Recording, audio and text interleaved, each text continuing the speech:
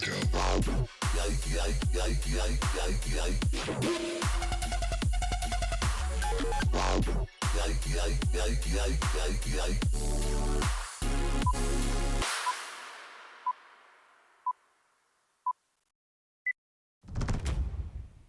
Yo fam, welcome back. Today is February 28th. It is the end of February, the shortest month of the year. It certainly felt like the longest. Opening price on Bitcoin right around where, or closing price looking to be right around where it opened. And we've seen, I'd say, very limited or muted volatility this month. It is the mid-month in the quarter. And as March approaches, our shifting focus is going to be onto the quarterly close. So March going to come in as a clutch important month. Let me put these tunes on. I don't know why they weren't on. So we have a lot to look at. Traditional markets will wrap up in a few hours. Bitcoin in just 2 or 3 hours after that. You have some big things on the horizon in the economic world we're going to look at here at the start of the show. We're going to look at your charts, your favorite altcoins, of course, Bitcoin. We're going to take a look at some stocks, commodities, and Forex as well during this live. So settle in, grab your brews, roll up. February's over, baby. March all the way. I'm ready for March Madness. Quick shout out, crownanalysis.com if you're interested in writing. Check out our new site, our new project. It's a business, markets, finance blog, and we're looking for more writers. I love the enthusiasm you guys have been bringing to this project. Keep it up. Well done. Boom. Next thing. Actually, one more next thing. Let me cue that up. One more next thing. Smash the likes and subscribes, guys. It's going to be a spicy stream here. If it isn't spicy while we're live, it's gonna get spicy into this close. When we approach monthly closes, I like to describe price action as essentially making up for lost time. Whatever direction it was trending in during that month, we tend to see if there's going to be reversals or shifts in momentum. We do tend to see that kind of load into the end of the month. So it could happen while we're live, and we'll find out when we look at the charts here. But I would expect in the next 5 hours, we're going to see some movement. So quick recap: US 30, 500, Dow Jones, S&P, NASDAQ, pretty much a 0% gain today. Those were all green earlier. I had a doctor's appointment. That's why we're a little late today live. Let me know if you like the new time slot. They're all green, now trading around zero. Mixed basket there, and there's absolutely a culprit for it that we're going to take a peek at. But I think there's something we want to look at first. The Fed Rate Monitor tool. We will be live in 3 weeks to cover Mr. Chirpow and his FOMC interest rate decision in March. Tune in for that. We've been looking at this interest rate predictor tool. It's just a tool. It's just for reference. It's not literal. It's impossible to guess really a probability at these things. But what we like to pay attention to is the shifts in probability. To recap, at the start of February, the market was almost 100% confident. It was in the 90s that we'd get a 25 BPS hike in March. Now, since Chirpow has spoken and we've heard some hawkish insights from them in the minutes from last month, we're starting to see the market look at that 50 BPS range. We have not seen yet 75 appear, though we have had talk that the Fed is looking potentially at a 6% federal interest rate, which I believe if we get a 25 this month, would take 4 more FOMC meetings at 25 BPS, or, my opinion, rip the Band-Aid off. Let's just get 125 BPS on March. Let's just get to 6%. Why are we dicking around? If they think it's going to be 6%, let's go to 6%. You can't get around it, right? Like, people say, oh, they crash markets. Yeah, it would. But they'd crash and they'd recover. In my opinion, you'd resolve the whole thing faster than these little trickle things, etc. Just my 2 cents. So, taking a peek at crypto. What's moving in crypto today? Top 10. Again, not a lot of movement. This seems to be the jam here. We missed yesterday's spicy volatility. Bitcoin up 1%, Ethereum 1.5, BNB 0.6, XRP 1.6, Doge at 2.6.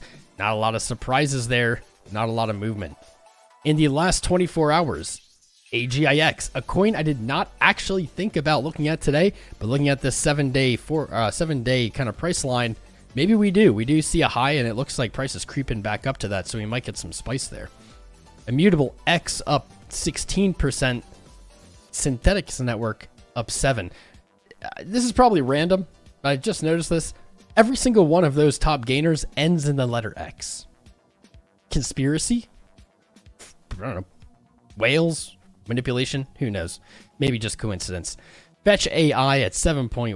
Frac shares EOS holding on to $1. Toncoin, Mina protocol, all up between 10 and 5%. Not so spicy, man. Biggest gainers, Gamium, Liquidity. This one I did notice earlier. We might take a look at this chart. It does have very low volume, very low market cap, but this popped up on my radar today, so maybe we'll take a look at LQTY. SpoolDAO, Adapter, Timeless, Lunar, TrueFi, Angle. The only one I recognize really is going to be Lunar, and that's just because of the Lunar Crush app. Biggest losers, Crypto Gladiator League. I don't know, I've never heard of this before, but it just sounds like something that would be down 90% on a day.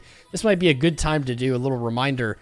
We talk about moonshots. We talk about 1000Xs, right? People love that. They love to focus on that very little sliver of what actually happens in the world. To get those moonshots, you basically have to be looking at lower cap things. The lower, the higher potential the moonshot. Here's a good example of there is not only the moon scenario. Crypto Gladiator League, I've never heard of it. I don't know. Like, I'm not saying it's good or bad, but down 90% in 24 hours. That is a more common outcome than moonshot for a coin with a low cap and low volume, low liquidity is just dumping into oblivion. Don't be fooled. Just because something went down 90% doesn't mean it can't go down 90% again. And in fact, you can do this into infinity. You can just keep adding a decimal. And that's all. Moving on. I've been enjoying actually looking at our max pain prices here by basedmoney.io, looking at open interest buy strike price essentially, and max pain defines for these futures the price close that would cause the most contracts to be worthless. It used to be a really great trading edge. Now it's not really, but I think it's worth paying attention to because it shows you where other money is looking. You guys see me trade here. I Degen trade on stream, but I do a lot of kind of slower swing trade in my own portfolio when I'm not streaming. But even I don't use these. I don't have puts and calls at strike prices. I don't do this. This is a different type of investor who is using these. And so it's worth the perspective just to look and just to see where their thought process is at. Let's put it that way. So looking at March 1st, max pain, we can see puts and calls right there at 23.5. That's actually down a little bit. I believe it was at 25K. Going into March, we're seeing 23.5 all the way to March 10th, right before the Ides of March. Beware the Ides of March, said Shakespeare. Then the 17th after the Ides, 23.5 again. And down 21 at the close of March. That would be a really crappy close. Closing April 24, May 24, June 20, September 19, and December 23. So as these go farther out, they're less active. There's going to be less volume. And as we approach them in time, they become more traded, and we see these move around a lot. All of these were totally wrong, forecasted out like a year last year. Like they were all like in the 40s or something for this year. So you can tell there's a lot of movement there. The one that I think is actually important here is going to be March 1st, 23.5. That's right around where price is. So there's no surprise there, but it's worth looking at because sometimes there are, and that can give you a little bit of an edge. Option Greek tables, Delta minus 2.6 at 23.2 and 23.5. That's a tight spread. Delta 0.45. Gamma at 0.012, 23.5. Everything on our options Greek tables pointing at 23.5. Boring. Open interest, also something we don't look at, but why not? What do we see? In general, open interest climbs when we're in a bull market and falls when we're in a bear market. This is a rainbow graph of what honestly looks like someone mixed, I don't know, like a 7-layer nachos and like maybe some Pez together. This is really, in my opinion, ugly, but basically we can see our all-time high and our broken all-time high, 69K. Those are the highest points in open interest, and basically since then we've seen open interest dwindle. This is showing us less participants in the market, less positions, and that's pretty normal for markets. We zoom in, what would we expect if we're looking for a bull run? What would we expect? Well, we would expect climbing open interest. Are we seeing that? Not really. Not yet. Yes, it is climbing if we say 15.5 was the bottom, but that's just for the sake of this argument. If that was the bottom, yes, open interest has climbed since then, but I haven't seen what I really want to see, and that's retaking some of these previous open interest highs. We did hit a nice one on the 21st, but we aren't quite back to October of 22, and that's, in my opinion, going to be a pretty strong signal of a bull run. We can see the same thing happen in March of 2020 behind me. Open interest crashed with price and then steadily began to climb. Steadily. Once 20K was broken over here in December of 22, you can see open interest went parabolic. So just something I wanted to share a little perspective of with you guys. Take a peek at open interest sometimes, and what we're looking for is interest trending up. Open interest describing market interest. Fancy. Last but not least, and we'll just move on. Funding rate, again, was a really great metric in the past, not so much lately. Funding at the moment, surprisingly bullish compared to what we've seen in the past. Funding is below neutral. We're seeing green numbers here, meaning shorts are opening a little more zealously than longs, and that does typically suggest upside. The opposite is true. If we see very heavy funding, these numbers would be red. Longs opening quicker than shorts, typically bearish just for the short term. These are usually not impacting in long time frames. So there we go. We got through our little warm-up, guys. Let's get into the Bitcoin charts. Let's see who's here. My chat is absolutely not loading, and it's driving me nuts. Driving me bonkers. That's okay. Nice. It only took 12 minutes. We got 113 likes with 321 watching. Are we shadow banned? 321? Guys, we got to build the hype up. We got to get the engagement going. If you don't know what that is, YouTube, when it sees live streams being engaged with, its algorithm says, people like this, I'm going to show this to new people. So by hitting the like button, voting in the poll, subscribing, sharing, and chatting during the live stream, those are all engagement. And I highly encourage you to do all of them because it helps the stream out. It's not placebo. It makes a huge difference. And we must not have enough engagement because we're at like a third of our normal numbers. That's okay. Chat finally loaded. Finally loaded. Little poll going on. Will Bitcoin or altcoins do better next week? I should have said next month versus this month. Looks like 50% of us are leaning towards BTC. 22% not undecided or neither. With 50% saying BTC, we would expect to see Bitcoin dominance climbing. There are some macroeconomics coming in, economic factors such as the SEC, that into this year, maybe we do see regulation push a lot of the space towards what is deemed not a security. I doubt we're going to get total clarity on that by the end of the year, but maybe the process will start, and then maybe we'll see some really epic Bitcoin dominance. Maybe not. Just something to think about. My chat did finally load, but now it's not letting me pop it out. Why are you not letting me pop it out, chat? You got to pop it out. There we go. I popped it out. So if you're here today on the last day of February on this journey with me in this chat, let me know. Let me shout you out. If you haven't subscribed, subscribe, and then it will alert me, and then your name will show up, and I'll shout you out. It don't get much better than that. So this is a really cheesy way of me getting engagement. And it's also a way of you saying hello and me seeing you as a person individually. So let's see who's here. Bad Baptist, Jim Kennedy, Mr. Andy Walk, Funny Pants, 21 million JK. The Don Speaks, you listen. I like that. The Real Mess, G-Code Jedi. Engagement, engagement, engagement. That's right. Write the word engagement in chat if you're engaging with the chat. Also, if anyone is on the mobile watching the stream, I have a question for you. So if you have the live chat open, there should be a weird little circular button that wasn't there before that has a little heart in it. Do you see that on your mobile? I've noticed it on other streams, and it's very reminiscent of TikTok system where you can like something over and over and over again. The same way you can keep hitting those little emojis, and I don't know what it does, but let's give that an experiment. If you have it, let me know in chat because I don't know if we have it or on this channel or not. And let's all spam it together and see if that does anything. It's worth a shot. What's up, the real... Oh, I already said that one. Armez, my man. Mr. TV Shows Lover. CPL. Share of the day. Tip of the fedora hat to you, my friend. JK, Bitcoin gonna go nuts. That's right. Speeders? Choppy market. Probably. Leroy Essel, ICP down. Oh no, that's not good. Sergio, DBI, have a look. Great memes. Low market cap, mooning now. Do I have a DBI chart? I don't have a DBI chart. Let me see if I can pull it up. We're not going to look at it first or anything, but let me see if I can even pull her up. Digital brands or don't buy Inu. My favorite coin now. Guys, I've been a Bitcoin maximalist for years. You hear me talk about Litecoin. I'm done. Don't buy Inu. The ticker, the crypto with a name that is financial advice. Don't buy Inu. I don't know if that's what you're looking at, bro, but let me know.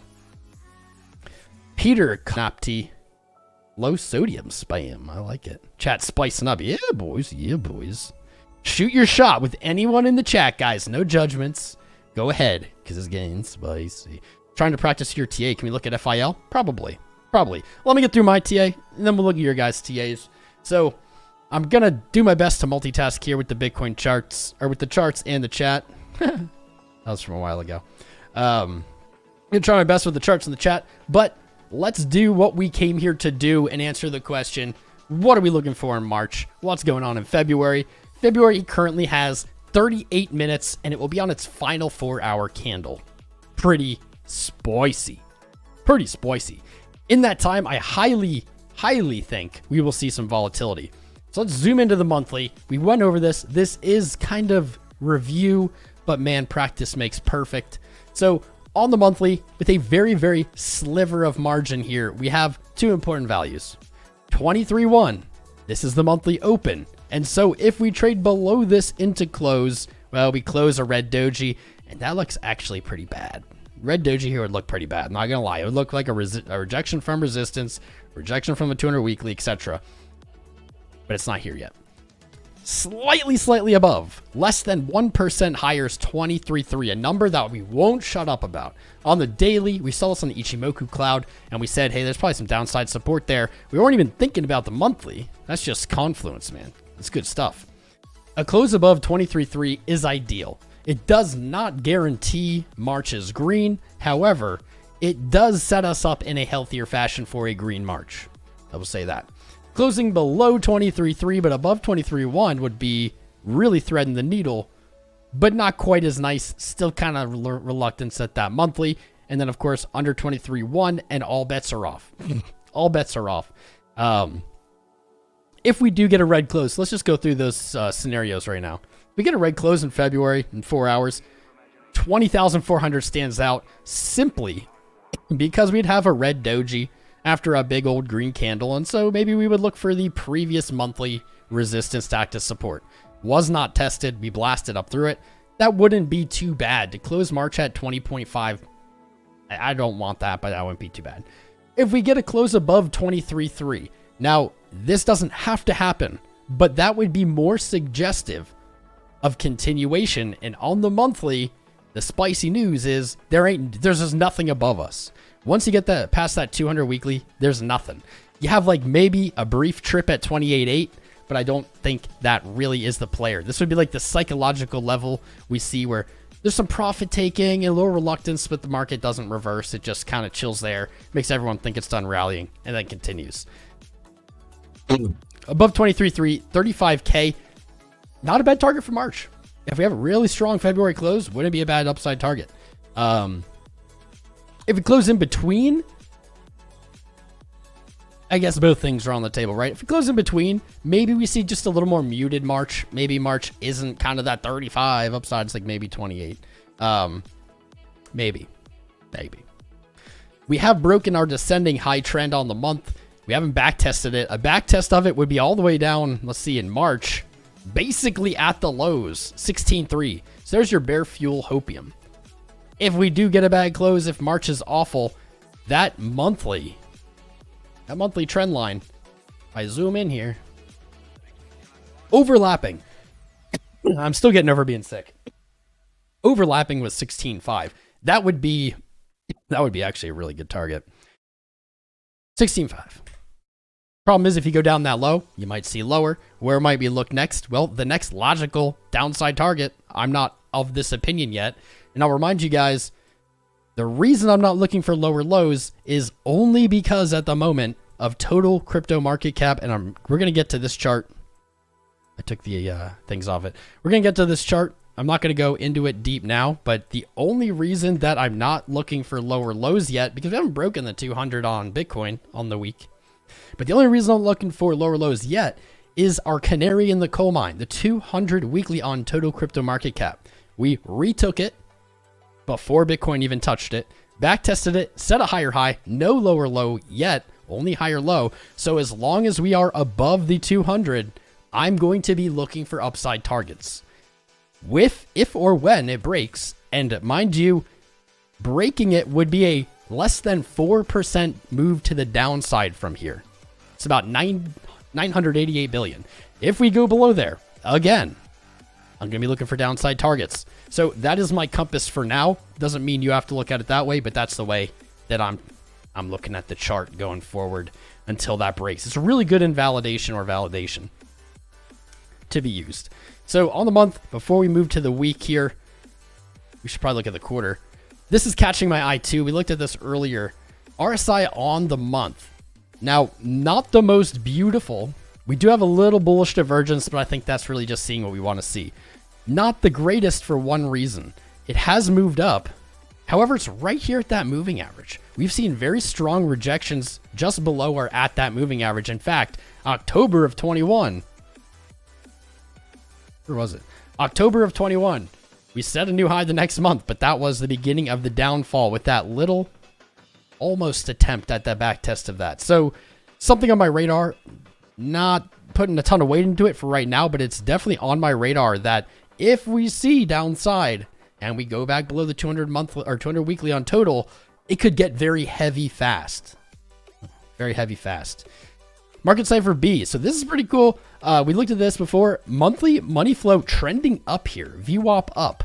This is the first time we have seen money flow on the month trend up since about the same time, October of 21. Only down since. Momentum pinched and closed in January and now has continued to increase into February despite price not moving.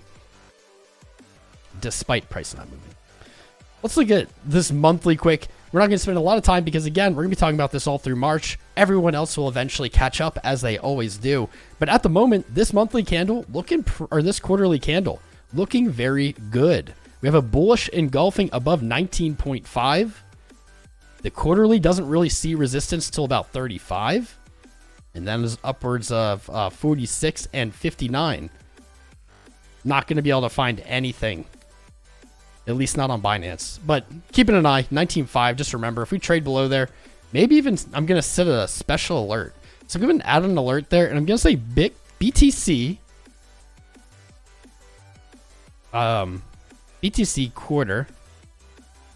Bullish engulf lost. So if this goes off in February or March, we'll remember, instead of just saying, oh, 19.5, okay, we'll know that that is more important than just that number. So that's all I want to do on the quarter. Let's go down to the week here. The week looking almost exactly as last week, which looked almost exactly as the 2 weeks before it, which looked exactly like the 2 weeks that preceded it. Not a lot of visual stimulus here on the week, man. Last week closed very close. This week, honestly, looking to close almost identical. If it closes just a little bit higher in 5 days, it'll look almost like the exact same candle. Something of note, though. The monthly closes in 4 hours. The weekly doesn't close for 5 days. So we could see strength into the monthly close and then see weakness into the weekly close, or maybe we do see that low broken. It's interesting when they're so mismatched. They're not at the same time. But on the week, again, not too many changes because we have not had too many volatility. But what do we see? Our monthly 23.3 battling it out. Weekly, we basically had a double top on our weekly closes at 24.3. But what catches my eye is this big green candle and then not a full retracement. Yesterday, we got a pretty exciting rally that got sold off, which was a bummer, but that led to a very volatile event of price moving up and down very quickly. That was very interesting, but price retraced all of its gains On the week, we don't see that. So yesterday, that was pretty crappy. That was a fumble by the bulls. If we saw that on the week, that would be pretty crappy on a bigger time frame. We don't see that. Price moved up. It hit the same high twice, and if you want to argue it 3 times at 25.2, yet didn't hit a lower low. That's also, again, coming off the 200 weekly, and what we've been looking for, because we have rejected from it twice, is what we've been saying is as long as there's no low broken on a higher time frame, the rejection isn't severe enough, right? Because our lows would be trending up, our top would be flat, and we'd be painting out a flat topped or ascending triangle. We haven't seen that low break, but at 22.5 or below, we see last week's low break, and that would likely lead, I would say, to the local weekly support at 21.8, sitting down here untested. For now, things are okay. They're okay for now. Let's look at our week. Finally shaping up. So this has changed a lot, actually, in the last few days, maybe in the last two weeks. Money flow on the week has been some very, very bearish. Very, very, very bearish. And at the end of January, that became a little bit more upside biased. We had broken our most recent swing low on negative money flow here, which is our signal that it can... I don't know if anyone else in the world uses money flow this way, by the way, guys. Let me know. Does anyone else use this, like Jason, Casper, CryptoPhase, Frankie Candles, any of those Marketcipher guys? Does anyone do it this way? I don't know how they use it, to be honest. This is how I use it. It works for me. I found it to be consistent. This is my signal that that time frame is looking to go from whatever money flow direction it's in to the other one. If we look left... Wow, I wasn't coughing at all. I wasn't coughing at all. Until I started streaming. Okay, if you look left, I didn't plan this, but this is the most recent example. We had positive money flow, right? Right here in December 6th, we broke that low and it rolled over. That's just one example. Don't, look at the chart for yourself. Check out Marketcipher. They are a sponsor of this channel. Link is in the video description and chat. But that's how I use it, and I found it to be very, very consistent. So we saw little weakness on the sell here. Now, the thing that I'm looking at, I usually judge money flow as the most important on Marketcipher B. However, VWAP is definitely up there, if not tied. Momentum, the blue, I don't use as much. So what I don't like is that we have this dong pattern on the VWAP for the week. This is looking to roll over on VWAP. VWAP trending down puts downside pressure on the market, trending up, upside pressure. So what we see is the VWAP approaching 0. It did that back here and it faked us out. That could happen again, but we don't see signs of it yet. Momentum is starting to pinch above us, and those are both kind of heavy signs. So what could happen, say we get a bad close into February, money flow could look to maybe hit a higher low before rolling over. That likely would bring us down, if not to the lows. Some pretty scary numbers. Pretty scary numbers. But it's not there yet. But I'm keeping my eye on it. So the monthly and the weekly, they both have good signs, but they're very nuanced. There's like very small changes that can affect that very quickly. And we looked at this on the last stream, and I'm going to look at it again. Double top or a Class C bearish divergence on the weekly RSI here. Not super threatening, as that is a very weak bearish divergence. But what I'm looking for here into the next weeks to come is, does RSI break 52? Does it break the low here? Or does it break 58.7 first? This would obviously be the bullish. Oof, man. Woo. This would obviously be the bullish resolution that I hope for, is for it to move back up, break to a higher high. Maybe we go to 28.8 or something, whatever it was. Break it down below. I would really need to see a lot of things combined to take this positively. If we do see a lower low here paint out instead of a higher high, I gotta see price stay higher. You gotta paint out that strong Class A bearish or bullish divergence if you have that happen, or else you're skunked. That will be a bad look. That'll be a hella bad look. Okay, let's get to the day. You know what? We haven't done one of those random time frames in a while. Let's do 3-day. 3-day? We'll do 3-day. 3-day. On the 3-day, we have a triple top at the 200 weekly. 3-day looking a little bit more hopeful, I think. It's only 1 day and 5 hours to go. chilling at 23.2. But what I do see is on last 3-day close, a smaller candle body. This does suggest some kind of exhaustion. Doesn't mean that the top is in, doesn't mean the bottom's in, doesn't mean that. It just suggests that there is exhaustion on the sell side. And what it suggests is that you look and continue watching this time frame to see if that plays out, see if that continues. So 3.6% candle, 1.6. So what are we looking for in 1 day and 5 hours? Anything smaller than a 1.61% red bodied candle. Currently at 1.13, closing here, would continue that and continue to suggest some exhaustion. Take a look at our indicators. Wow, RSI, wow. So RSI, this is spicy. No one uses the 3-day, I feel. This looks a lot different than everything else that we've really looked at. So RSI usually doesn't really resemble price action that much. But to me, this looks so much like price action I've seen. You have like the almost like maybe Bitcoin running up to 42 before it pulled back, and Elon Musk tweeted and it went up to 65, and then it went down and then went up to 69. That looks almost like a Bitcoin top in a funny way. Interesting. But we do have overbought, and kind of similar to the weekly but upside down, coming back to test potentially 60.4. Hopefully for a weak bullish divergence there. You're going to have bearish divergence on your highs. The reversal already confirmed, so we can safely say that's bearish divergence. You had a lower high in price here with a higher high in price there. That's bearish divergence. Unfortunately, a pretty strong one. I'll say the only thing that's good about that is it did manage to get overbought first. If it hadn't, we would see a swing failure, a bearish swing failure paint out on the 3-day RSI, and that would likely send price a lot lower. We didn't see that. It is still a bearish divergence, however. Marketcipher B, ooh boy, I just got a little bit more bullish. I'm upgrading my stance again. Add one more bull to the meter. Speaking of which, where's John Ryan? Where's the spice meter? The people need it.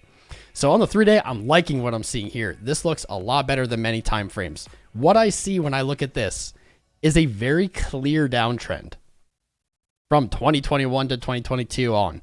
Yeah. Weird. April of 21 it ended. That's odd. Anyway, pretty clear downtrend. I don't think anyone needs to be told that. Specifically here on the bullish side of momentum, our highs really just became lower and lower and lower to the point where they were barely highs at all. And it's not necessarily how high up they go. It's how quickly they reverse. So if you just kind of like blur your eyes and ignore a lot of what's going on here, just look at how much of the blue is on above the zero and below the zero. During this time frame, after this move, it was almost in blue for like 80% of the time, right? These were like decent swings up at times, but they were very short-lived. To me, that is showing rejection. It's showing market got pushed up, but bears sold into it. That got worse and worse and worse. And it seems, as of mid-January, for the first time, it's actually staying on the positive side. So looking more like this when the market was hot. That's good. So that is just a kind of a zoomed out take, but a better take here, and this is what I was really looking at, and this is what I really like, is the 3-day doesn't seem to think we're in a downtrend at all. In fact, it's saying you're still in an uptrend, baby. Yeah, that didn't work. It's saying you're still in an uptrend. Reason being, money flow hitting higher highs, 1, 2, 3. That's not enough. That's okay. Lows coming up, higher low, higher low. So what are we looking for? Maybe the 3-hour with our VWAP pointing down is saying you do have more downside price action. But what it's saying until invalidated, looking left at that low, is it's just pulling back. This can come down all the way without breaking that, move back up for another high, and you're going to look back in hindsight and be like, man, that 3-day was saying we weren't done. The signal to invalidate that, breaking your low. When flow comes down here, now we're looking forward to rollover. No signs yet. The 3-day looking very, very good. I'm glad we looked at that. We're going to glance over the 1-day. We're going to glance. I looked at this last stream. I put it in the Discord. This is what I like to see. Back here, we even called, hey, you broke your low. Daily's looking to roll over. That's not good. We're right below 200. That's not good at all. However, Do you believe in miracles? Because bulls came in, money began to flow back in. We got our lower high. We said, oh crap, again, this isn't good. Now we have a lower high. Now we're looking to roll over. That didn't happen. We're seeing shenanigans here. Shenanigans that are meant to look bad, but then don't actually paint out bad in reality. So we had our low, looking for it to roll over, lower high. Oh no. But then we got a cheeky higher low, and now money flow, even though price isn't moving up, money flow is coming up. All we need, break this high on the left, and this all of a sudden looks very good. Looks very good. This could happen very quickly. I'm not saying it's going to happen, but this could move into a very bullish setup with very little warning, very little advance notice. I like this setup. If we look at total crypto market cap on the day, it's even more bullish as it doesn't have that lower high. It's beautiful. Momentum is down. VWAP is moving down, but money flow is still moving up. A weird scenario I don't honestly see often. Not sure what to make of that. RSI looking very heavy on the day. However, has not gone below 50 here. If we see 50 respected, that's likely leading back to overbought, likely a continuation of the rally. If we lose 50, well, we might try to identify bullish divergence on our low if we get a bounce, or we might just say we're going back to our lows. Easy peasy. On the day, zoomed in, let's take a peek here really quick. Local support tested yesterday, 23,159. Here's what I like, but also makes me a little weary. Very clear higher lows painting here. And that would, on paper, sound great. However, I've seen this happen a lot in crypto, and it's supposed to be good. Without that flat top, I almost always see these resolve down. When you have these daily clear wicks, almost always. What you can get, and you often do, is one kind of very quickly traded wick that breaks those lows, sweeps liquidity, and then we might see a flat top paint, but meh. Local support 23,159, resistance 24,8, not a lot there. New local resistance 23.5. We're very zoomed in when we're doing this now. There you go. Easy peas.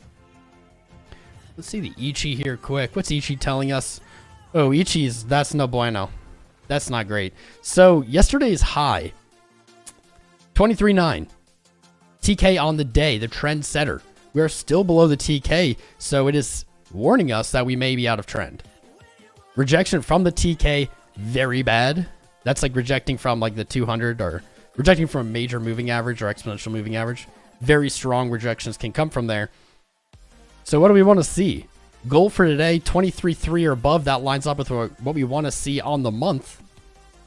Literally like dollars above what we want to see on the month. That's what we want.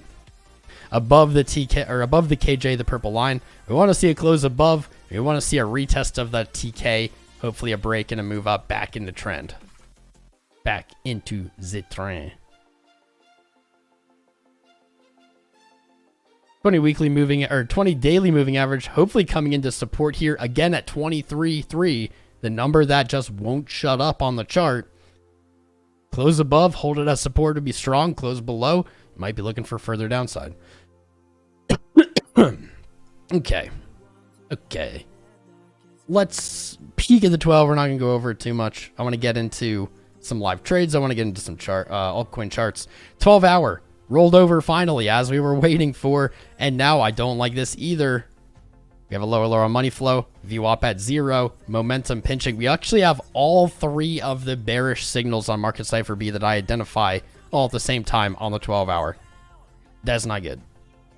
That's not great. RSI, nothing really here. Nothing here. You have a higher low in price, higher low in RSI. A lower high in price? Nope. No lower high in price. Higher high in price, lower high on RSI. You got bearish divergence. That's been there. That's been there. Go to the 4. Price really clogging up there. Crap, I meant to go through... I didn't want to get into the Bitcoin... I didn't want to go hard into Bitcoin until I looked at gold and Dixie, but we'll do that next. 4-hour was looking good. This is not super hot looking. Lower low locally, VWAP down. 4 hour does not look good either. Wow. Can we catch a break right now from this reading? Our bulls versus bears meter for the day is now leaning into bears. But not many bears. Not too many yet. We'll see what the even lower time frames say. 2 hour coming in clutch here. I'll take it. 2 hour giving us our first sign of anything good. Really. 2 hour money flow is red. Money is leaving the market. However, it is looking to roll over. I think this higher high in VWAP here is that signal for it. Momentum's right on down at the 0 line. You can definitely get some big moves here. I think money flow is going to put pressure on momentum to pull up, and we may see the old inverse head and shoulders play out. We've seen that actually happen a lot lately on low time frames. Yeah, 2 hour is in the favor of the bulls, at least in my opinion for now. RSI is middle and 50, not a lot there. So daily, 12 hour, 4 hour, not looking hot. We get down to the 2, we see some good signs. We go down to the 1, and we don't see quite as good signs. We haven't broken our low to the left, but this is very, very threatening of a lower high here. Momentum seems a little paralyzed. Got to find that 0 line and reject or bounce. I'll say the 1 hour is more neutral. I'll say it isn't a bear or a bull. It's bearable even. What I can see, and this might be, true until the close or until it isn't, pretty clear horizontal channel there.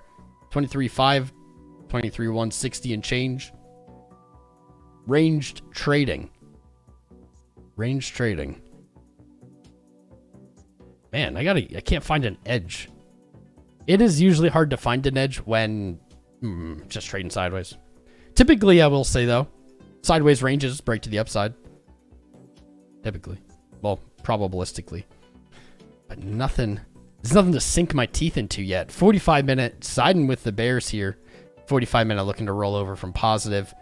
So what do we got? We got like 1 bull, a neutral, and 4 bears. I think we're 3 out of 10 bears right now for today.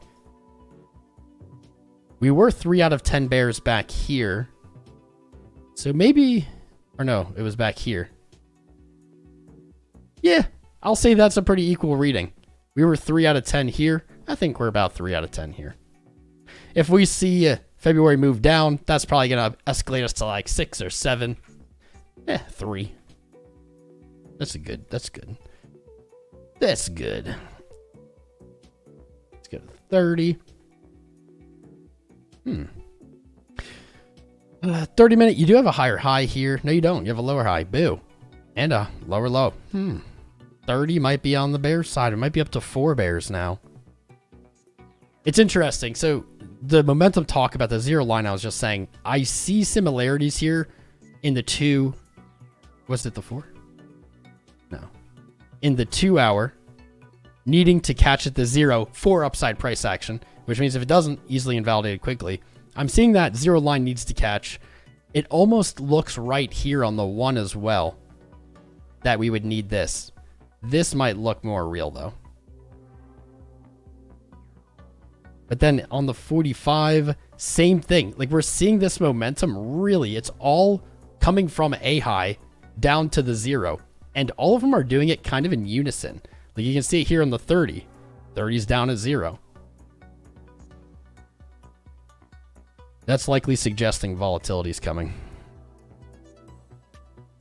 This is good. So this is the first time frame that kind of stands out from the other ones here.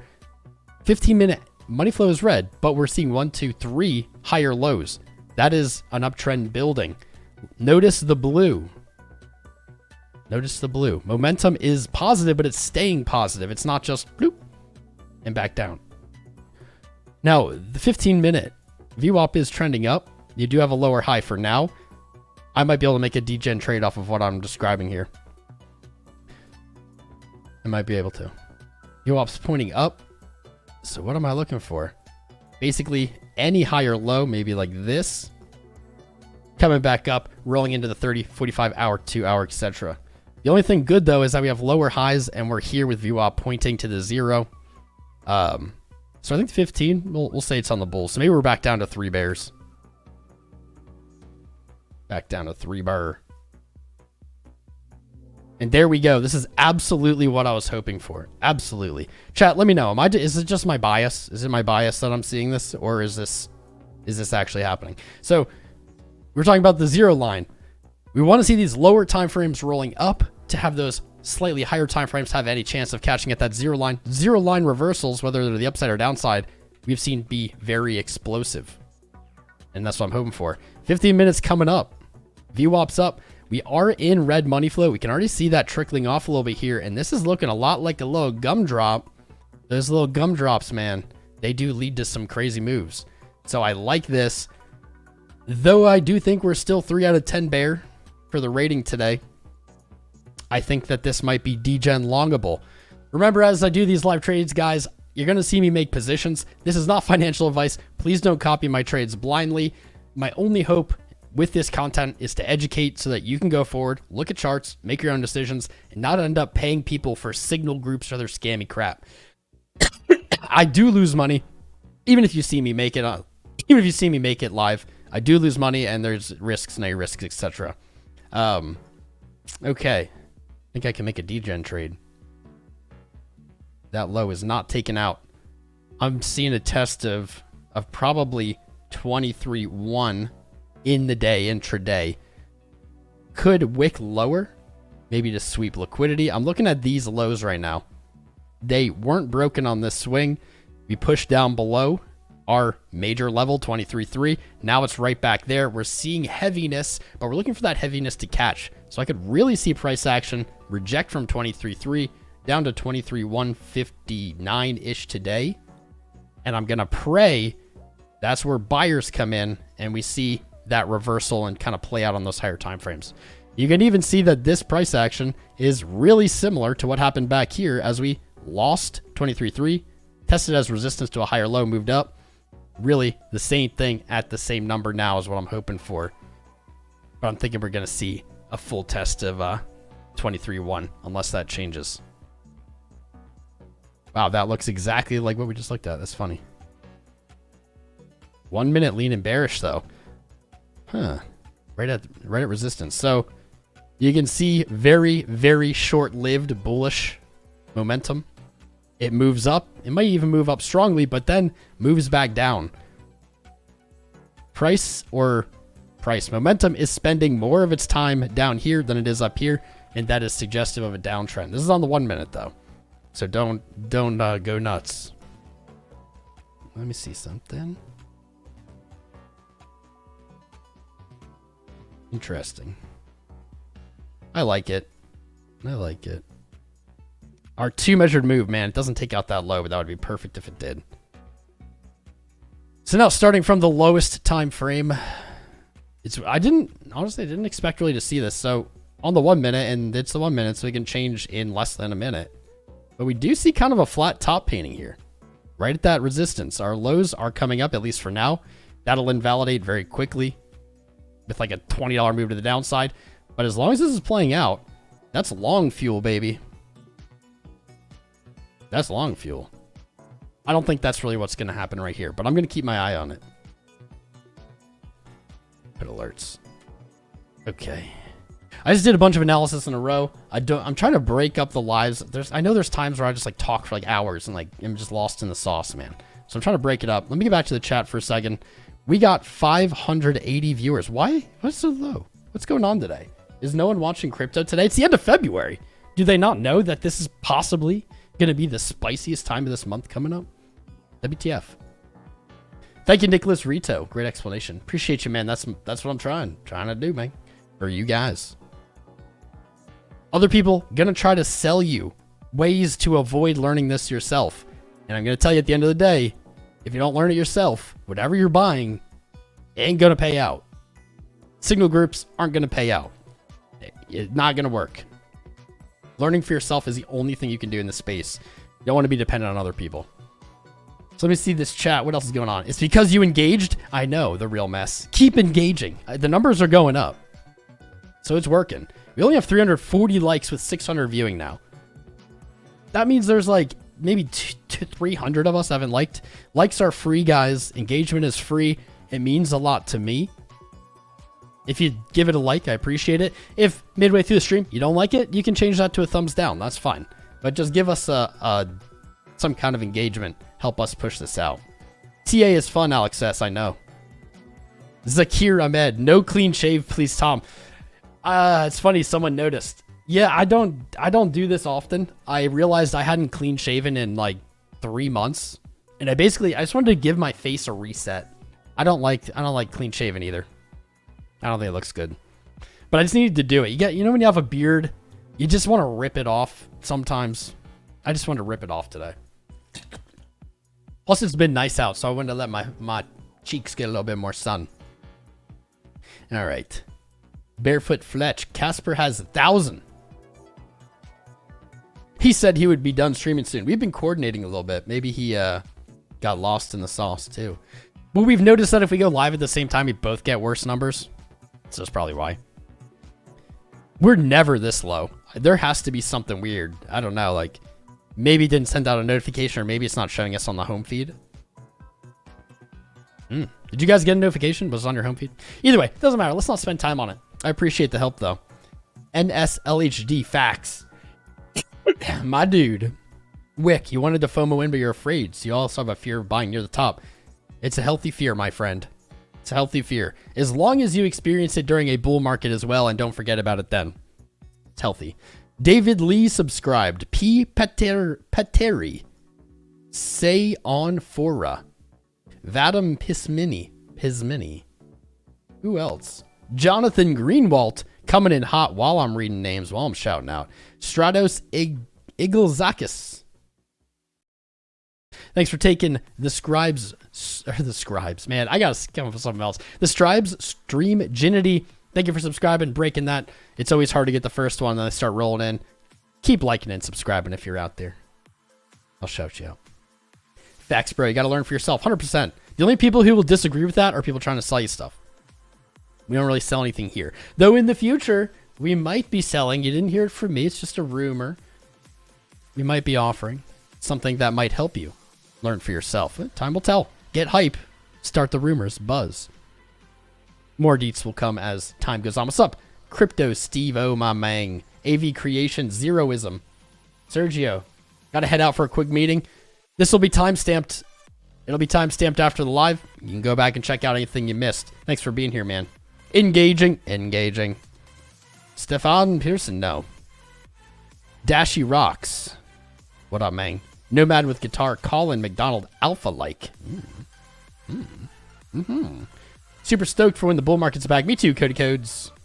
The algo warning to limit crypto views today. Probably not. I would just guess there's less viewership right now. Me and Jason Casper on at the same time. It doesn't really help. There hasn't been a lot of volatility yet today. I think that's really what it is. People think, oh, it's when price goes up, people view. Or, oh, like, you know, they have an idea if it's like a certain thing. It isn't. People view when it's volatile.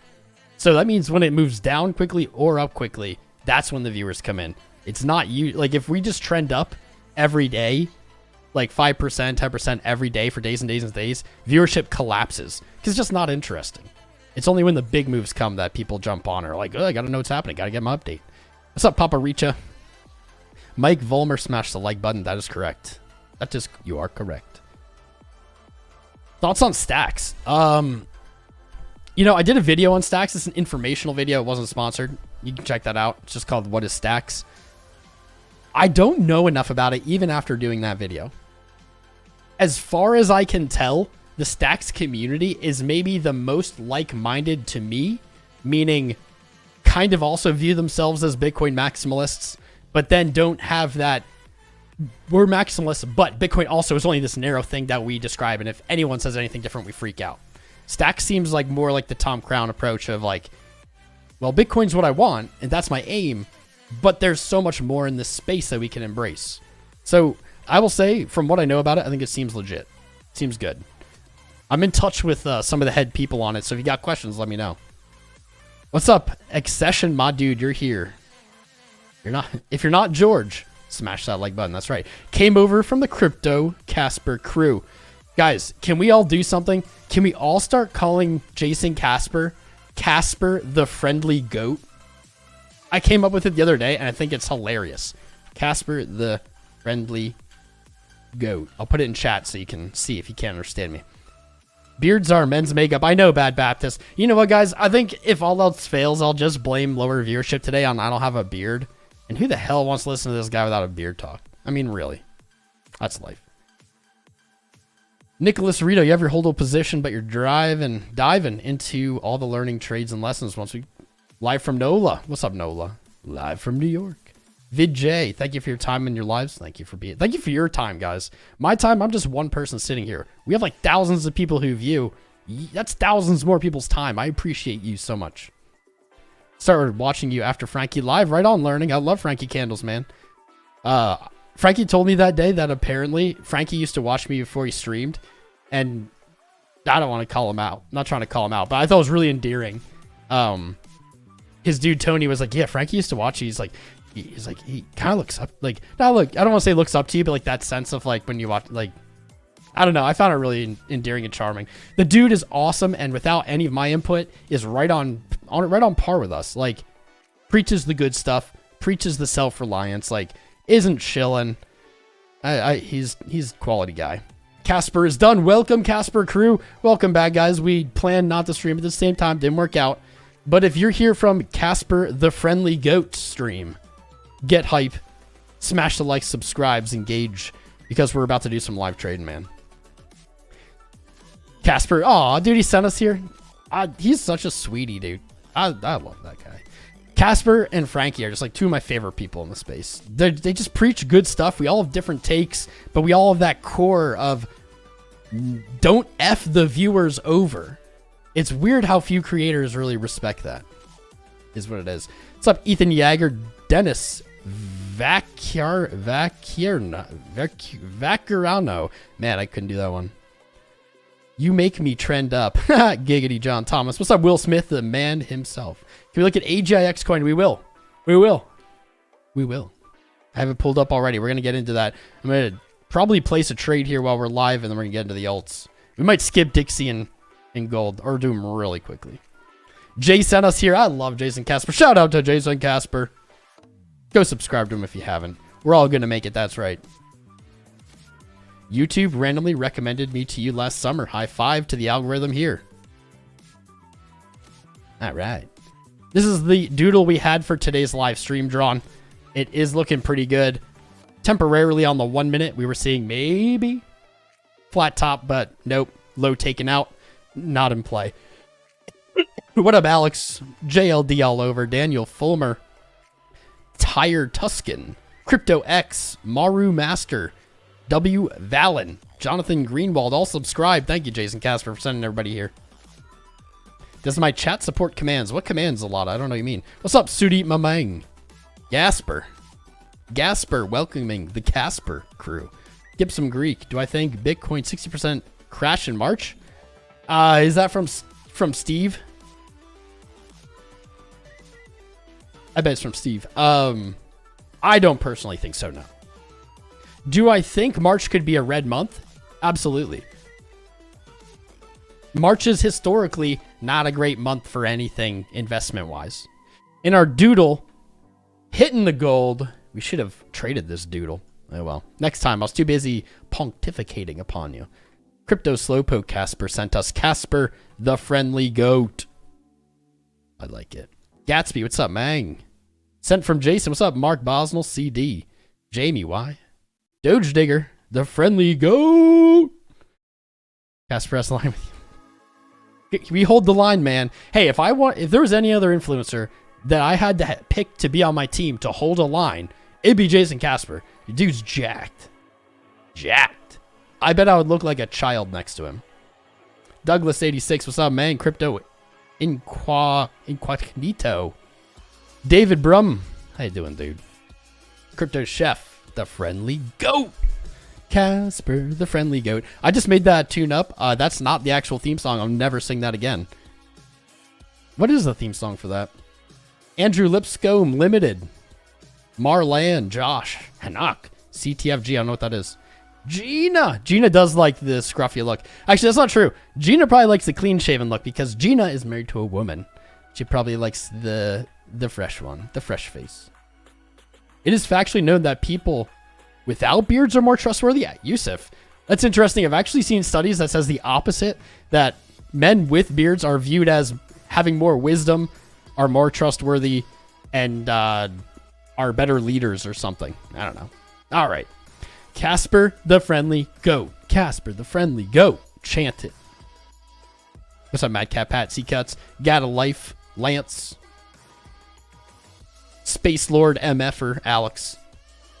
Welcome, welcome. Our trade looks like, or not our trade, our doodle looks like it's playing out. Let's take a peek here. I do want to make a live trade. I'm going to do some degening for you guys. I think 23,160 with a stop just under 23,1. I'm ready to lose some money. Who's ready to watch? Who's ready to see Tom? Who wants to win Tom Crown's money? And you win it by counter trading me. No, I'm just kidding.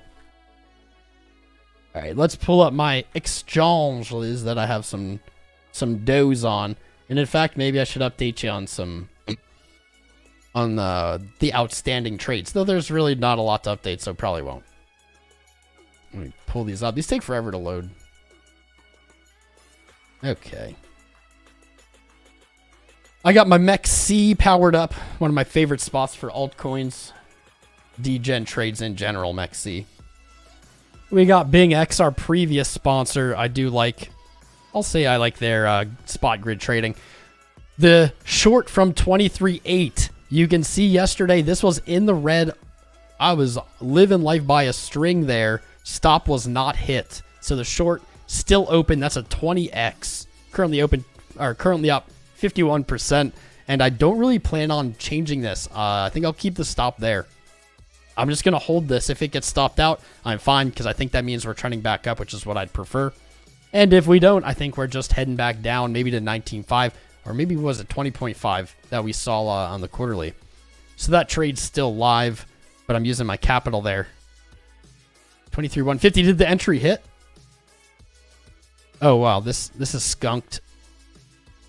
Skunked. On MEXC, it already hit that number. No. No. No, no, no. But it didn't. It didn't on Binance. No, no, no. Our entry. No, no, no. Should I chase it? Should I chase it, chat?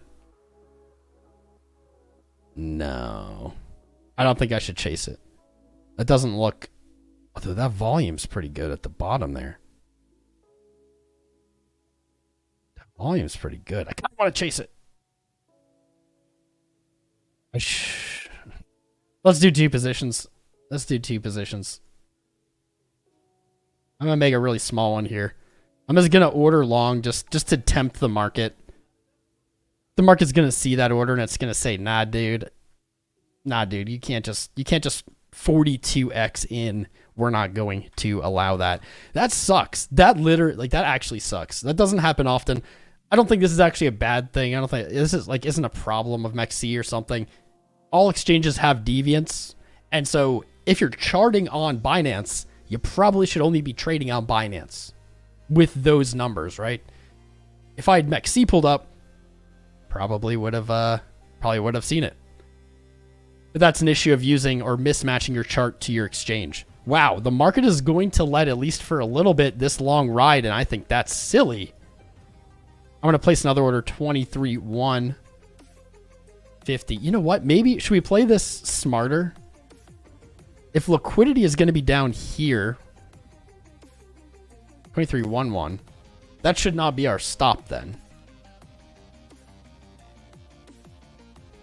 That should not be our stop then.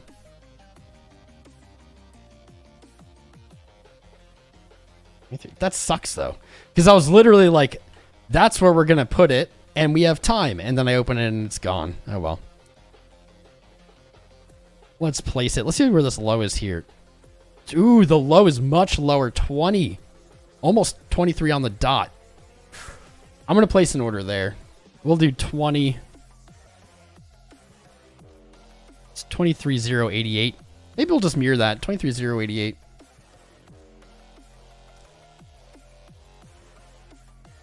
Oh my god, I have a 42x open and I don't even have a stop on it. What does this look like at 23? Oh, that's barely even a lossy. I'll just put my stop down there. I didn't have one. Guys, never, ever, if you're going to degen trade, never, ever open a position without a stop. That's wild. Could have lost that whole account if there was a scam wick candle all of a sudden. All right, that position's open. Not a huge one. That is about a fourth of a Bitcoin. A little bit over 5K. Looking to open stronger and longer down here, closer to 23. Did I open order? No, it didn't open the order. Okay, cool. Long stop. Gonna have to... I don't like 23. I don't like using flat numbers like that, or like 23, 23.5, 24. I think they're bad stops. They like always get hit. But I'm gonna just do it because I don't know what else to do with it. That wouldn't be a huge loss. Double check quick that this is not... Okay, not market. It's a limit. Boom. Done. Position. Bait. Set. You know what I'm going to do even? Let's be real, degens. Why the hell not? So, 23.3. Most important number, right? Today. Let's short it. Why not? Why not? 23.3. Gonna look... I'll say 23.50. How's that looking? 23.350. Should we open half a Bitcoin there? Sure. Got it! No! What? I thought that was market. Son of a bitch. Give me 23.3. Give me 23.3. Give me 23.3. Give me... Don't you do this to me. Smash the like button if you like seeing me get trolled by the candles live.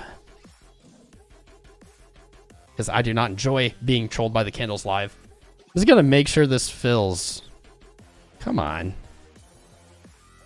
Give it to me, give it to me, give it to me. You gotta touch that. Don't be a bitch. I gotta look away because it's giving me anxiety. I should be trading on Binance clearly because we would have caught. We would have probably caught this, and then we would have already gotten that. Don't you dare not fill. Dude, I'm getting freaking sniped live. I'm getting live sniped. Our long, currently up 7%. I'm going to move that stop up. I'm going to move this stop up into profit. 23, 244, 23, 2. Let's just call it 250 for now. It's not that close to price. I hate that it says that all the time. It's like, it may trigger immediately. It's not that close. I mean, any stop technically could trigger immediately, right? Son of a bitch, dude. I can't believe we didn't get filled. That's okay. That's okay. There's a little reasoning to this madness here. I'm going to show you on the chart. So, here's what I'm scoping with that touch. This is why I wanted to go short there. FU market. It's so lame. With that third touch here, this is starting to look like a broadening wedge. Now, this is really zoomed in. This is really, really zoomed in. This could easily paint this, right? 1, 2, 3. This is like a triangle bottom or 1, 2, 3 bottom. I forget what it's called. Very easily. I don't know how I feel about that short now that didn't fill, because it's like now it... son of a bitch. I'm trolled. You guys saw it. It was meant to be a market. That 5 minutes looking good. Little gumdrop. 30 minutes plunged into red. Is it going to catch? VWAP says yes, but I don't know. 45 minutes still rolling over, still looking heavy. That's pretty much why that short's there. All right, I think we're going to get filled here. I'll update you guys in a sec. Keep engaging. Keep doing great. Keep subscribing. I hear you. Look at the 1 hour USD. Look at the 1 hour USD. 1 hour USD or 1 hour Dixie? USD would suggest BTC USD to me. Don't look at 1 hour. Tarun spamming him back, engaging him back. Ishan saying look at the 1 hour. Tarun saying don't look at the 1 hour. I like it. Am I long or short? I have now 2 positions of both. I can show all of them here in a second. Dude, are you really gonna just skunk me? I want to market this. I'm going to be a little bitch about it, and I'm going to like open really, really tiny market just because I'm trolled by that.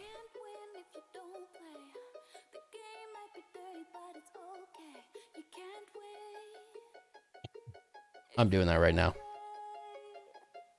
There we go. There we go. I just marketed it because I was so trolled. So instead of 23.3, we had 23.288. I still have the 23.3 open. Someone just told me I had to. I think honestly what happened, and this is again not just MEXC, every exchange. Market makers can see your positions. They, like, not a human saw it, but an algorithm saw it open right as price went there, and it said, now I'll make you chase it down. That does happen a lot. Bam. So that's currently in profit. We just opened two 50x trades in the last 10 minutes, both of which are in profit already. Kind of spicy. The long stops moved up into profit. I could do the same here with the short, and I think I will actually. No. I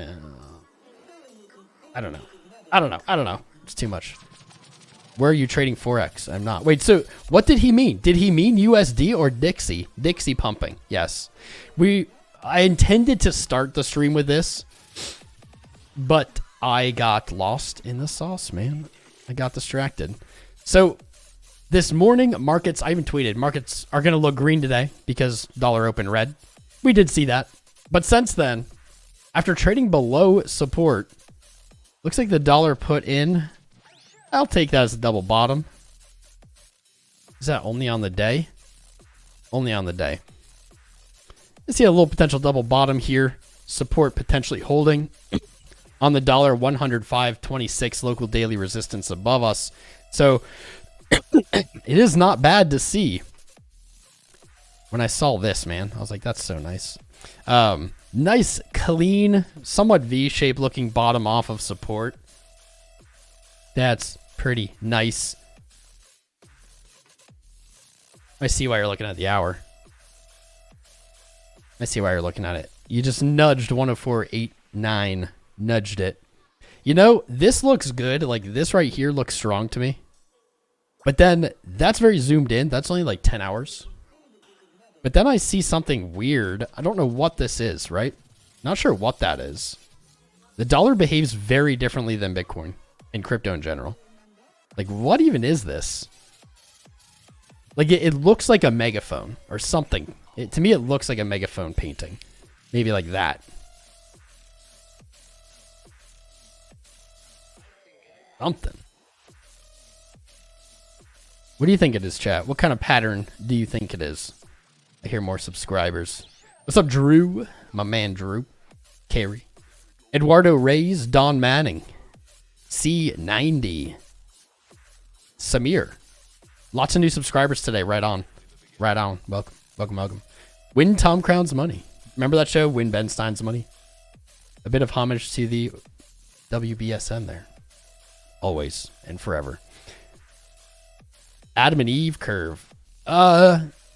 Okay, I see where you're saying Adam and Eve. That'd be really zoomed in. I see where you're saying Adam and Eve because you have a. I will say this is much more rounded. Then you have a V shape, so you'd have the U here, and that'd be the Adam. Then you have the V shape, which is the Eve, and these are reversal patterns. I think.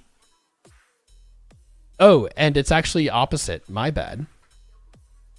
And Adam and Eve would be. Yeah, I don't know. I just got that off my head.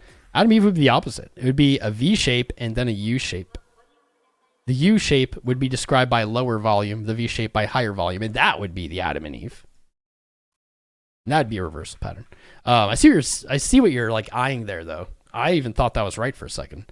I don't think you're wrong. It does look like a reversal of some kind, but I'm not convinced by it. I'm not convinced by it. I want to see, and it's not much more of an upside. I want to see it retake 105. I think until then, I don't know if this is the right trend. It probably isn't. But until then, like this just behavior here looks like megaphone. Like, looks like a megaphone. Which you can take either way because we are very zoomed in on the hour. And so a megaphone, the megaphone in this direction that I've seen in crypto. They do last for seemingly a very long time, but they eventually do resolve up. So if you're a bull or a bear on the dollar, you can take some happiness out of that pattern. That's what you saw. That's what I'm seeing. It's weird because it's not even there and we're seeing it, but it's like not there yet. But just that behavior of that like smoothing and flattening, you don't see that happen often. Let's get rid of these. We're getting rid of them. Wow. Getting rid of them. Off of the days. There we go. Let's look at this on the... So let's look at the quarter because that's important. Here's the thing. We got a month to go. Unless the dollar really explodes in the next month, it's set up very badly. Now you can say this wick is to support, and I would not disagree. But look at this. Like this is what... That's like what Bitcoin looks like. It's like 2017, 2018.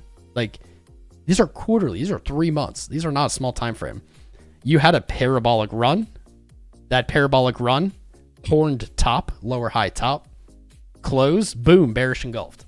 Like now you're right back here. After trading lower, you have a lower low. You had almost no wick on the bottom. That's crazy bearish power. Now you're right back to like this open of your previous quarterly. Like you haven't retraced. You only have a month to go now. This would have to go all the way to like 112 to be set up for like the final blow off top move. You have to see that literally in March. That would be awful for markets. There is also another support here that I saw on my old chart. Where is it? Maybe it doesn't work on the quarter. Maybe it's on the month.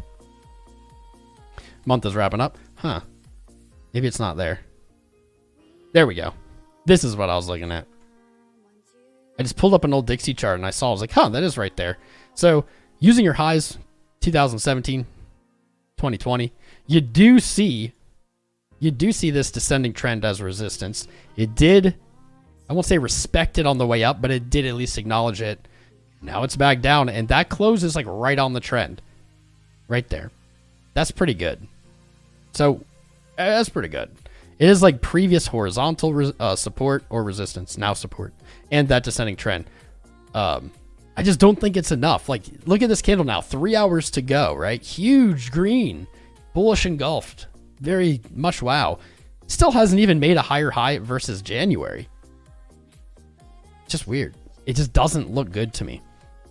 I've been long of the opinion that this is what I'm waiting for and this is what I'm looking for, is for the dollar to return to about 109. It's not 1086, about 109 and change. And I think that's where we see a lower high and we see the dollar break down, break its February 23 lows. That's what I think happens. My main thesis for this, honestly, is, well, fiat currencies always print themselves into oblivion. But really my theory for this is a parabolic rally. This is like a crypto parabolic rally. I've seen those. Forex traders, they really haven't seen as many of these as we have. This is our advantage. I've seen these. And when they end, this is what they look like. All the way up, boom down. No retrace, just trapped. Then they sneak back up, usually to like the 618. Guess where that's at? Boom, 109. Back to that 618. And there's your lower high. And right as you hit it, everyone's like, we're bullish on the dollar. They all go long and then they get trapped. And then it's just a slow bleed down. I just don't know. I would love for someone, maybe I'll have to ask Crypto Savvy, explain to me how that's not a blow off top. And I'll listen. Like, I'll listen. I want to know through what view, what lens you would think that's not a blow off top. Absolutely. Absolutely. Unfortunately, it does have strength though. Even monthly money flow is at a higher high, despite it. It doesn't that. This might be the thing that like invalidates it being a blow off top, invalidates bearishness. It's like despite it 1, 2, 3, 4, and we can even say 5 months selling off because this hasn't broken a high. Despite that, look at what money flow's done. In that time, look at what money flow's done. What the hell? The dollar is on steroids, dude. It gets sold off for 4 months. And what does it do? It puts in a higher high on the month for money flow. I don't know. If it gets past 109 and change. So we'll say if it closes anything above 110, maybe I'm wrong. I don't know. Just seems weird. Just seems weird to me. On the week, 105.26. Last week's close. I mean, this candle doesn't look bad with 3 days to go. I could see this closing up into a hammer. I could see it. Money flow in the week is up. Like, this is the thing that baffles me, though. It's like, it shows so much strength, even while it's selling off. Like, you do look to roll over on the week, but it's looking, in my opinion, to hit in a lower high first. And that daily, we've been waiting for that daily to roll over forever. It's still looking to do it. I don't know. Let me know, fam. Savvy thinks it's going to 160. I just don't understand why people... This isn't against Savvy. I just don't understand why people would think the dollar is going to have a new all-time high in strength. Like, for what reason? For what? And I know I'm the first person to say you don't need reasons, and I understand that. But why?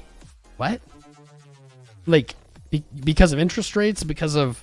Like, if the dollar went to 160 this year, or even into, like, next year, almost the entire world would collapse. No one would be able to pay their debts back. Like, no country would be able to pay their debts back. They all just default. Like, the dollar going to 160 is, like, not a good scenario for maybe any human on the planet. Like, everyone else would starve. And even we would starve. Because we would have the strongest dollar ever, and I would guess that inflation would be running super high. I don't know, man. I can't believe we got skunked. We had the perfect entry. You guys see me. You saw me place it. I had to FOMO short in. But the 50x short now up 7.4%. All right. There we go. I think the megaphone's playing out. I still, of course, have the 23.8 short open. That one's only a 20x or not quite as Degen. I'm not making any changes to that now. Stop to like 23.9. It's just sitting there. I don't need that open. And there we go. 50x'd. Didn't get...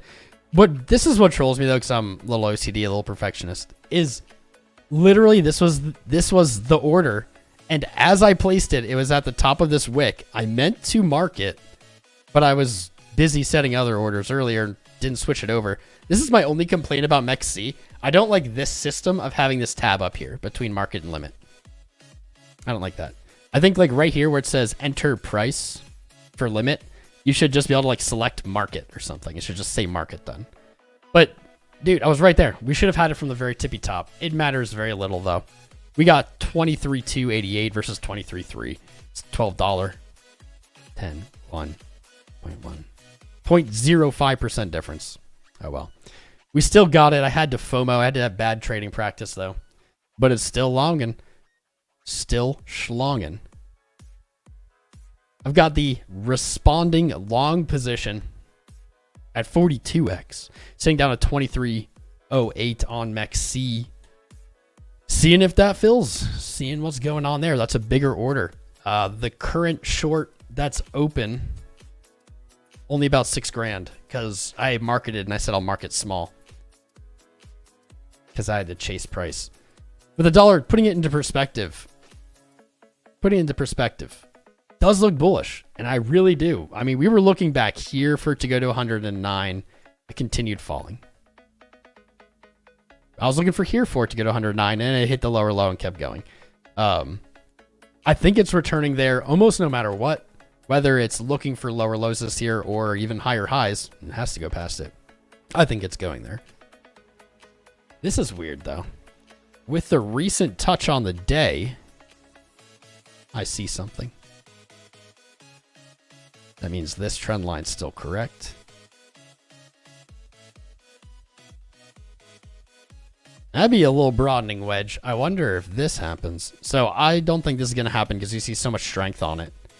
I wonder if we see something like this. No, I'd have to go down farther.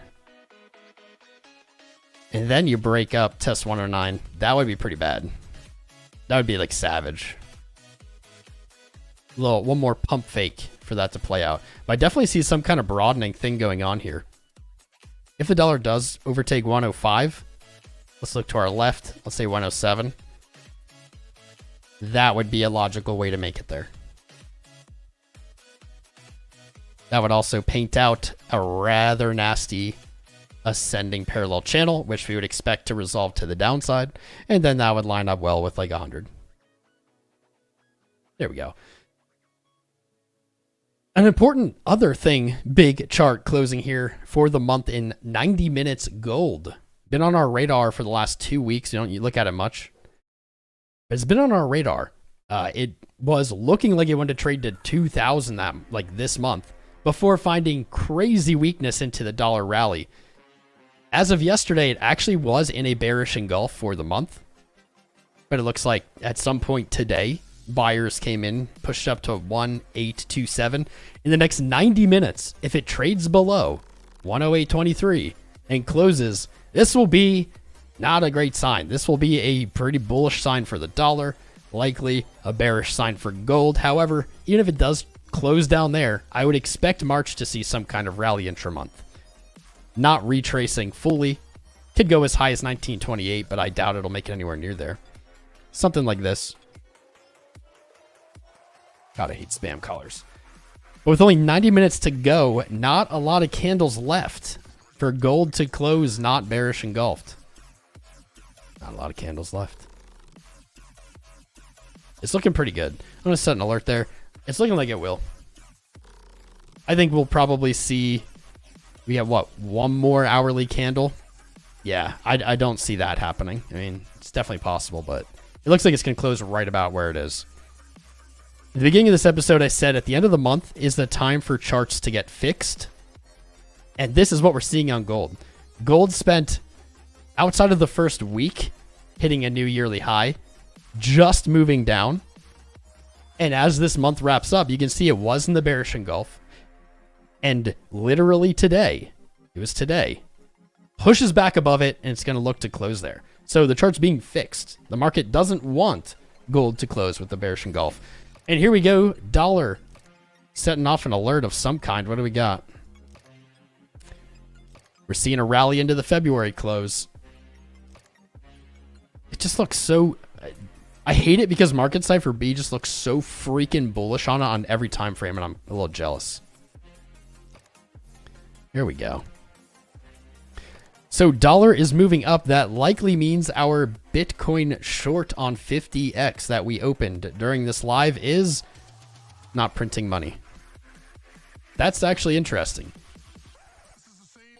Dixie just hit a new session or a new daily high today. Bitcoin has not moved at all on that. That's odd. Now, it could dump right now in this minute. I don't think it will, though. Like, I think it'll continue going down. But what I'm saying is you don't see that instant move that we've been seeing a lot. Like, this broke in the last 5 minutes, and now it's reaching higher. It's pushing the daily high up. You can see that's kind of deviating from this recent price action, where it's hitting a high, kind of retracing, hitting a high. This is broke resistance. It's moving up. And Bitcoin, now we're seeing a little bit of it. But Bitcoin, I guess to put it in perspective, it would make more sense if Bitcoin had traded all the way back down to this low of the day, and then dollar broke its high, Bitcoin dumped with it. Bitcoin not responding here. Bitcoin doesn't really seem to be paying any attention to the breakout on the dollar, which I would say game theory leads me to believe that the dollar is not really going to go anywhere in this session. Maybe I'm wrong. But there you go. That's not what we typically see. We usually see almost like a mirrored chart. Like, this is what I would expected Bitcoin to do today. It's like, moved to that low, it was at the low, and it broke. Doesn't seem to be happening.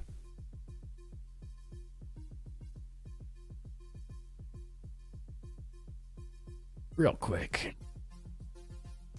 I like that. This is fancy. Our 618 retracement lines up, I believe, perfectly on this broadening wedge that we painted with the close.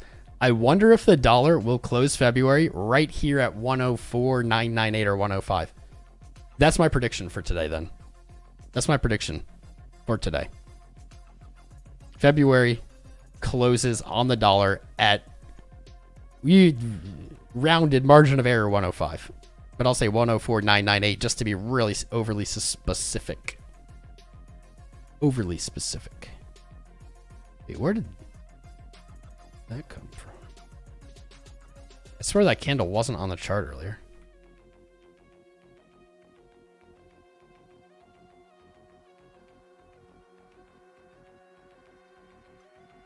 Let's go dollar. Let's go.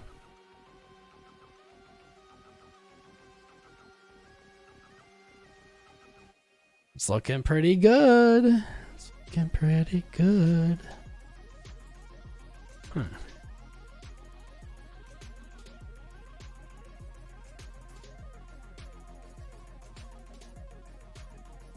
Okay. So I'm going to move my stop down on the short. Bear with me.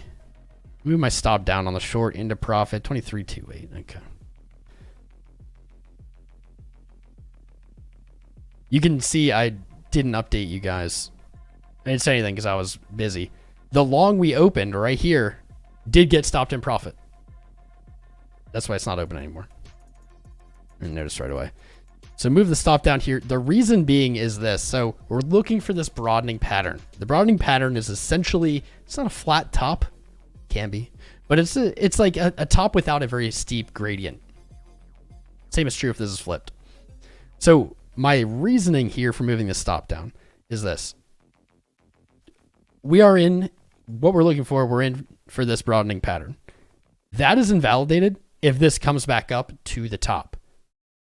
The reason that's invalidated isn't necessarily from the pattern's point of view, but from another point of view is you're going to hit, in my opinion, a much stronger pattern if you come up to that level. You're going to start painting an inverse head and shoulders. You're going to be seeing a reversal. Like, that is the threat to the broadening pattern, to the short here. That's why I moved the stop down, because if it hits this, I don't think it's actually going to the bottom of the wedge, at least not right away. I would expect this, if this plays out, I would expect to move back to 23.4. You can see right here, inefficient price action, likely an order block sitting right around here from a higher time frame. You can see that with all this little dibby-dabby consolidation. That head and shoulders, inverse head and shoulders. I haven't used the fib tool, but I'd bet my bottom dollar, I bet that's the measured move, is right there. 23.4. I can see it. With my laser eyes, I can see it. Let's see if that fits. And look at it. It heard me talking about it. It's like, maybe I will be an inverse head and shoulders. Let's call it this way. 1618. There it is.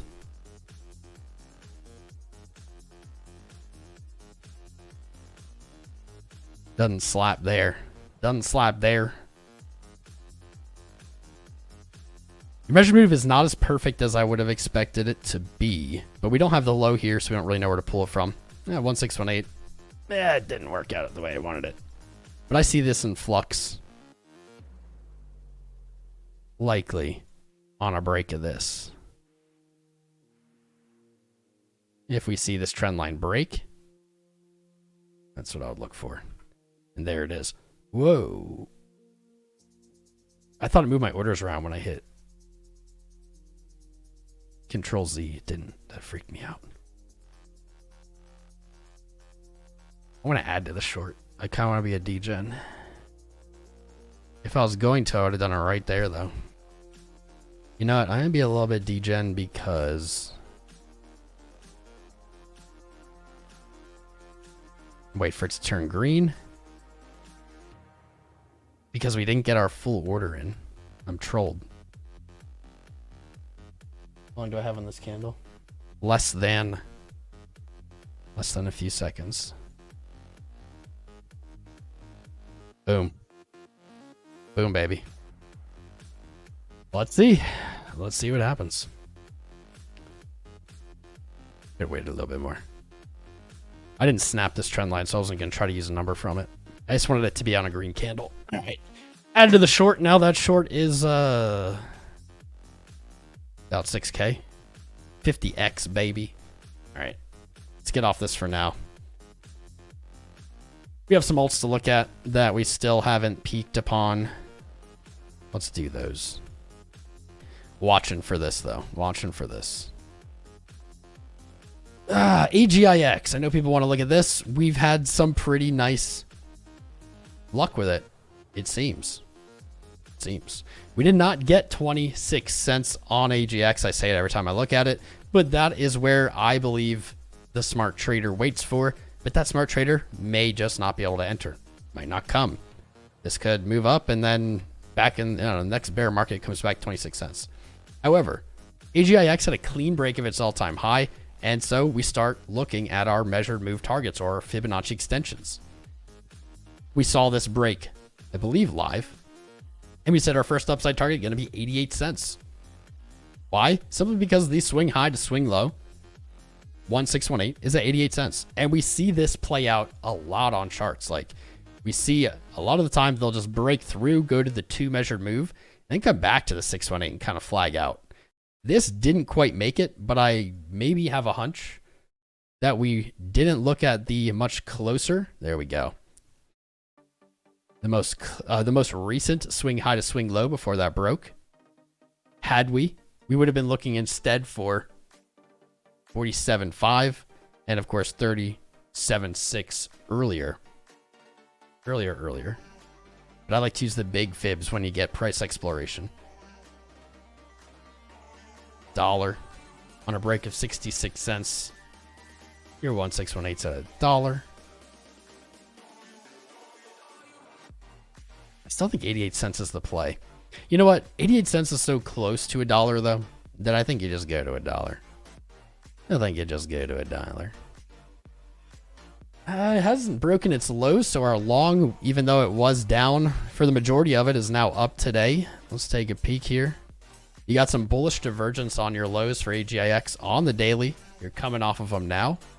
Definitely have some bearish divergence on your highs as your RSI highs will come down. But there we go. This is what I needed. This is what I wanted to see for that long position, and we got it. Momentum. We were talking about momentum remaining positive. Look at this freaking monster. This hasn't even had momentum think about being negative since the 5th of January. It is very unusual to see something remain for that long with no negative momentum hits. That's interesting. VWAP is hitting a high locally here.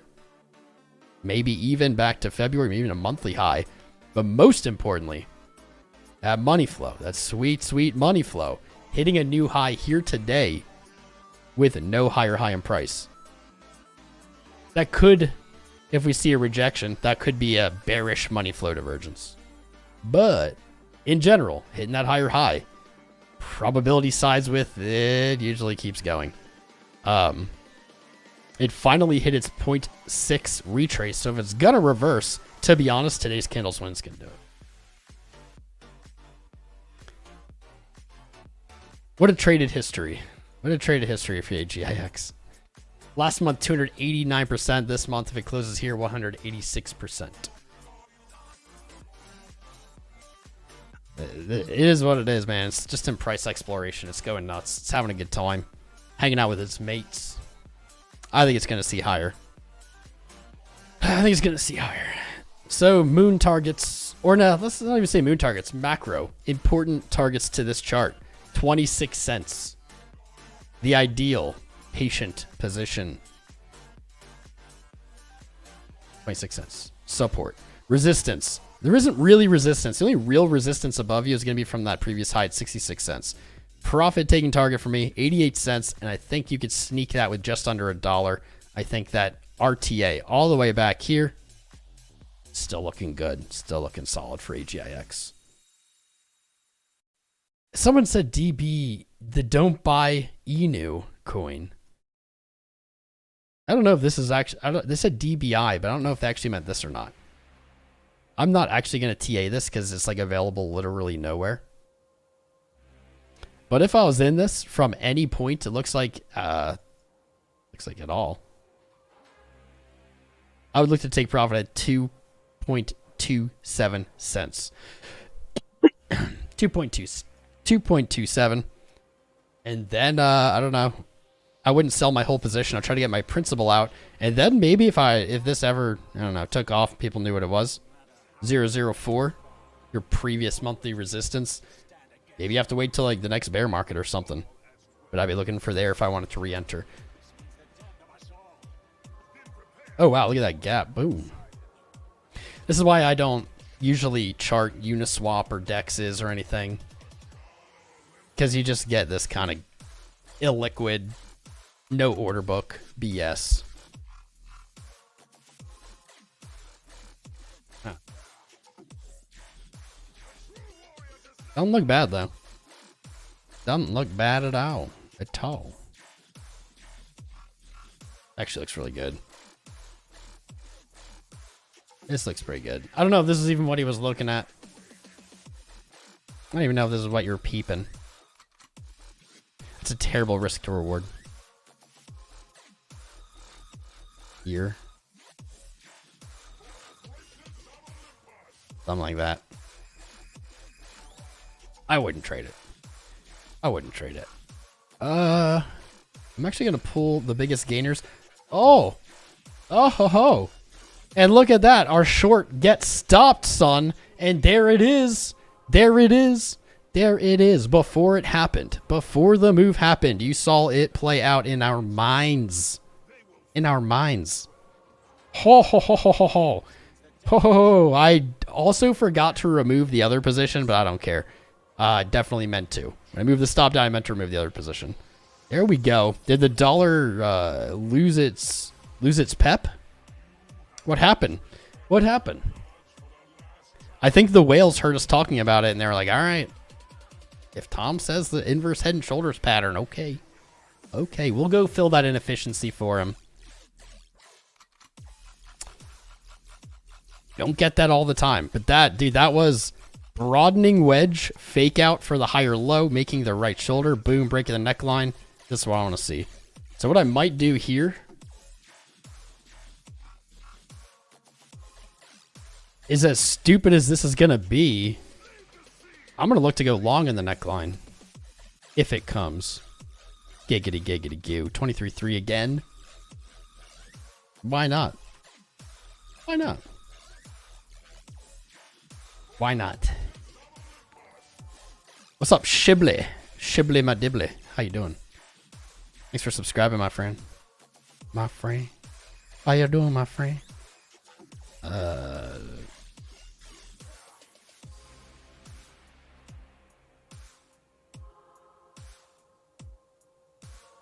Come back to us. Come back to us. 3.273. I'm gonna add a TP to this, even though this risk reward's gonna be just garbage.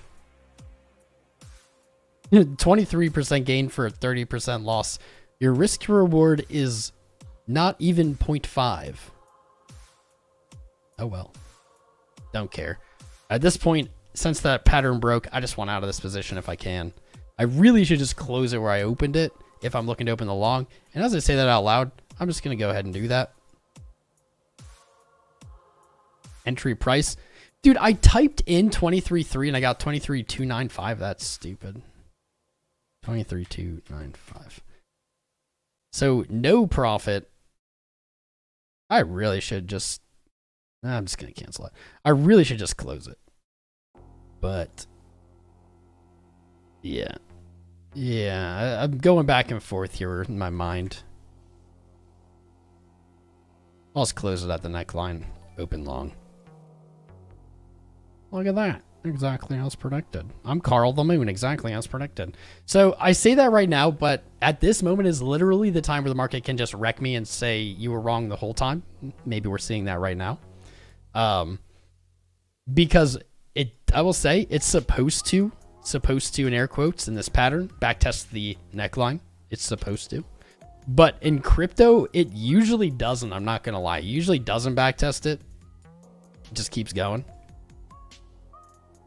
And so on that test, now is the time where it could just be like, F you, Tom. Lol, lol, lol, lol, lol pattern. It's the troll, lol, lol, lol, lol.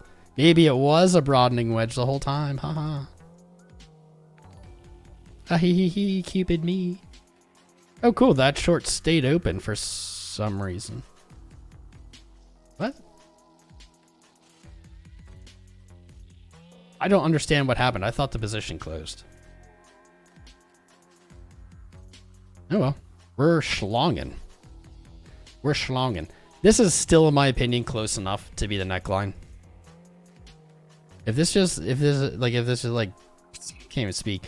If this now goes and paints a broadening wedge again, I'm gonna be trolled. In the best of ways.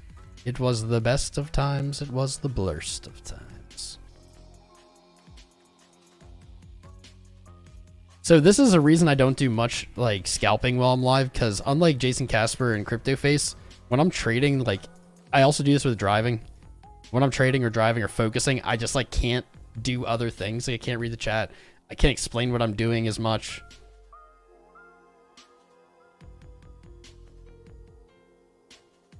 Do it. I mean, I'll be damned if that doesn't look bearish, right? Head and shoulders. Boom.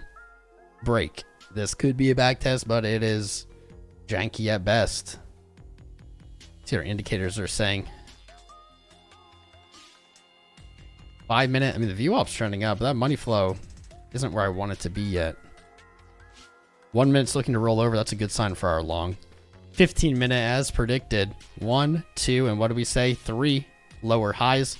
That's not bad. VWAP's up. Money flows at 0. That's looking to roll over. We got the green dot even. Backing it up. Backing it up. 30 minutes. So at the beginning of this, we broke everything down, and we saw many time frames that we needed to catch at the 0 line. When we got to the 30 minute, I said basically what that means is kind of need to see this start rolling over to pick up those higher time frames. And what we're going to want to see is a little gumdrop. Oh no, did we get a lower low? This candle's still open, so that could reverse. We want to see a higher low here, a little gumdrop, roll over, and then that can pick up. And the reason we're looking at that is we have a pretty clear uptrend there. Money flow setting highs, not really breaking low, not spending much time in the negative.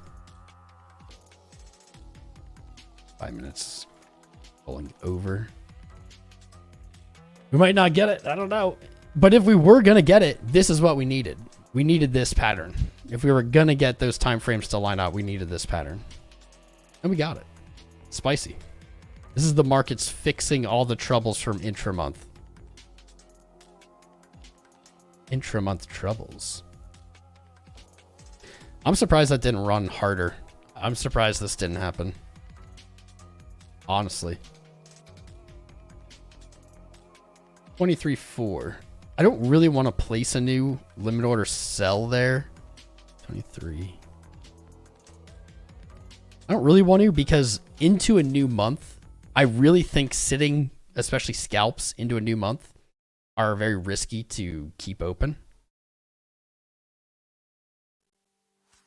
Because into a new month, you can see complete different energy. Like, as soon as that candle closes, it can be going one direction and go the other direction.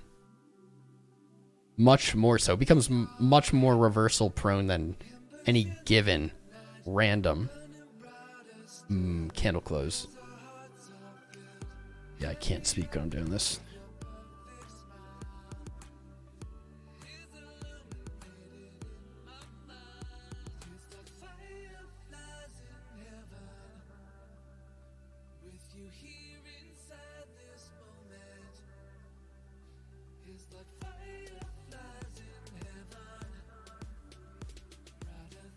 Trigger price is too close? No. Short trigger price 23.4. That's not too close to price.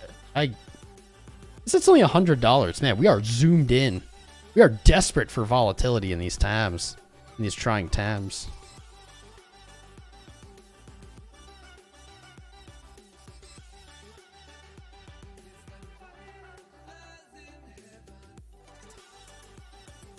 Pretty happy with these positions right now. Longs in profit, shorts in red, but the long is bigger. than the short, but slightly less leverage. That's beautiful. I saw that painting out, man. As soon as it started showing a little like slowdown right around where that left shoulder was, it's like it didn't just dump back down to the bottom of the trend. It like stair stepped, gave us a little fake bounce. As soon as it was right there at that left shoulder, it's like you might now just be in an inverse head and shoulders, and that pattern's out. You know, I don't really know what to call this. I mean, the inverse head and shoulders is the thing that stands out to me. I don't really know what to call this, but what I think I can call this is one of our favorite characters is back. Spooky Ghost is back. He's back, baby. Boo. What is up with that? We've been seeing that everywhere. Where's this one? Where's the other one?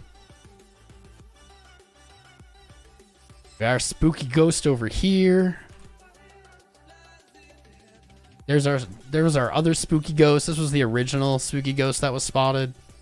This one, I guess, was a reversal Spooky Ghost. Move up Spooky Ghost reversal. Hopefully this is too. Move down Spooky Ghost reversal. I'll take it. The ghost is coming for you. Bump, bump, bump, bump. Pac-Man's like, no effing way, bro. You ain't getting none of this. Let's actually do it this way. Waka waka, mother trucker. He's out. They're both just running on this sideways channel. Bump, bump, bump. Let's put waka waka on there for good luck. I don't know what waka waka means in Pac-Man, but to me, guys, it sounds racist. I hate to say it. Pac-Man was from a different time. They had different society back then, but I think he's got racist. And not really towards any specific group, just like in general, He doesn't like people who aren't Pac-Men. Except for Pac-Women. That's the only one he's alright with. Waka waka. Let's go. Bump, bump, bump, bump. Alright. I'm sure there were some other alts I said we'd look at and then got ADD about. What time is it? We've been live almost 2 hours. Let's look at a few more. LOL what? That's right, Epidemic. LOL what did I just walk into? Waka waka, man. What else is moving? I don't think I got any. I don't think I've had any alerts go off, which is wild because we've had bajillions go off. Holy shit! The Gemini dollar is mooning, trading at $1.02. That actually is kind of mooning for a stablecoin. Not gonna lie. 2 cents on the dollar is literally a 2% profit if you have GUSD. At one point last year, I had, I think, like 80 grand of GUSD. I think that would be, wait, let's say like it was 80 times. I could have made a $1,600 profit if I didn't convert that to USD right now just by marketing it. Minus fees. Wait, GUSD was the biggest gainer in the last hour and in the last day. No, not in the last day, just the last hour. Mutable X. It's up, but this is what I'm looking for, is on the 7-day, some kind of like move to the higher the low and then a higher low or a lower high if it's to the downside, and then price moving back up to that high. This is what I'm looking for. So like Mutable X, this isn't as interesting to me because it's like it's just returning to where the week started. Kind of same with Fetch right here. Just have a lower high midweek, and not seeing like the breakout. I'm looking for this. See if we can find a breakdown.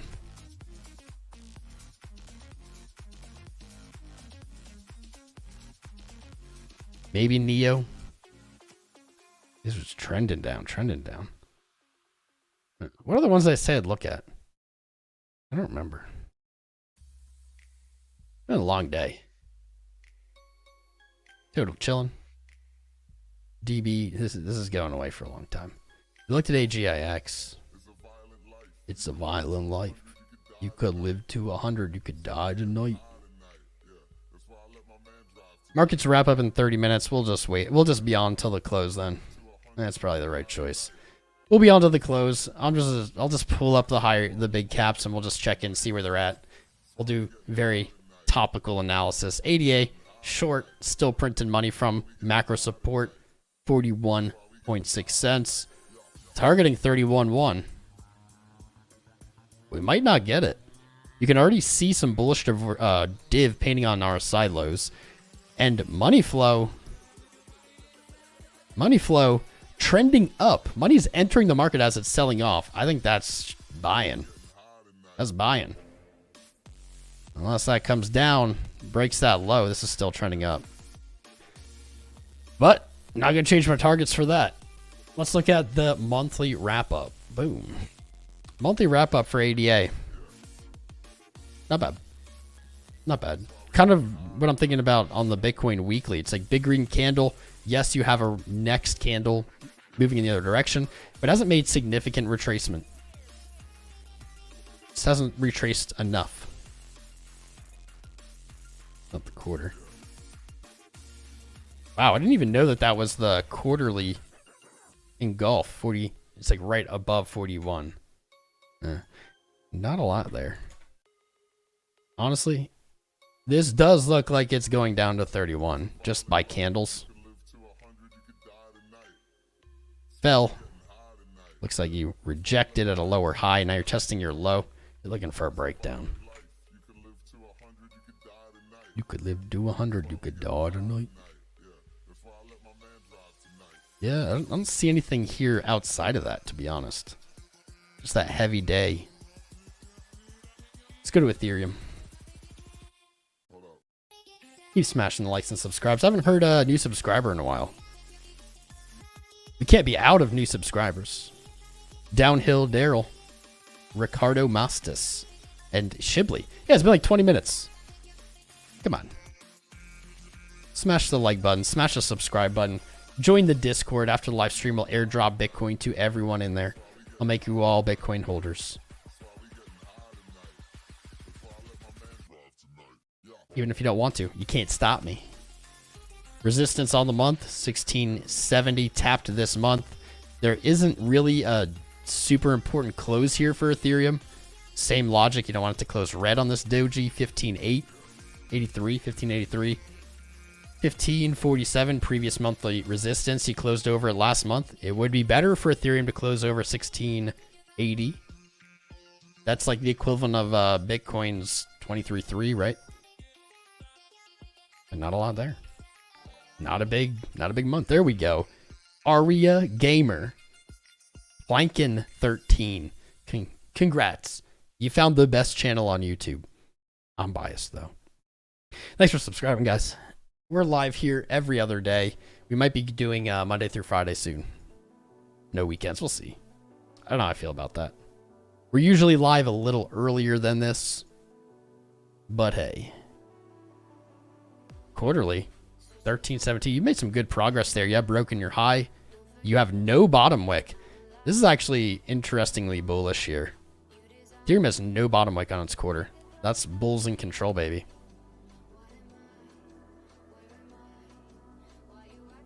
This closes green. I definitely could see another candle. We've been looking at 2100 a lot, but if Ethereum closes strong in the next 3 hours, above 1682, preferably like 17 and change, I could see it moving maybe even in March. 2677.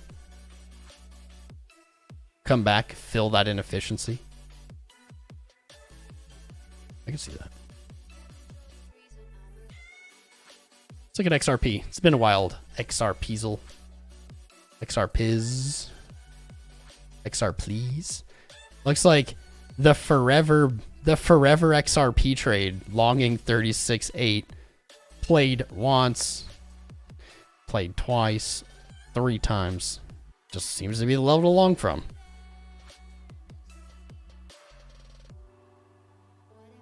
Oh, that's the 4 hour. Let's go down to the moat. There we go.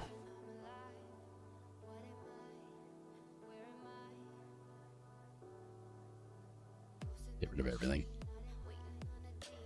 Not freaking great. Not really great. failed the bullish engulf last month. At least you don't have a selling, like a strong selling response this month. XRP in the next 3 hours, if it can close above 40.5 cents, going to be looking very good. This is nothing there. Your next upside resistance is 48 again, and we already took trades. We literally already took trades from 36 to 48 or whatever it was. Like twice.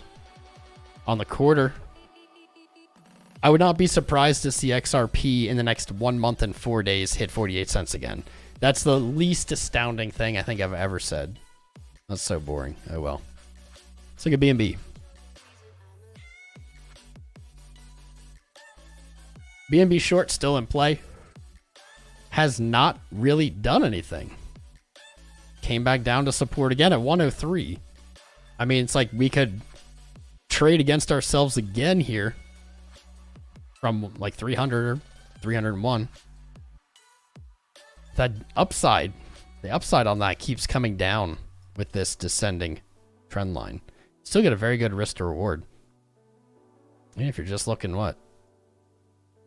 For 330, 10%, not bad. See the month.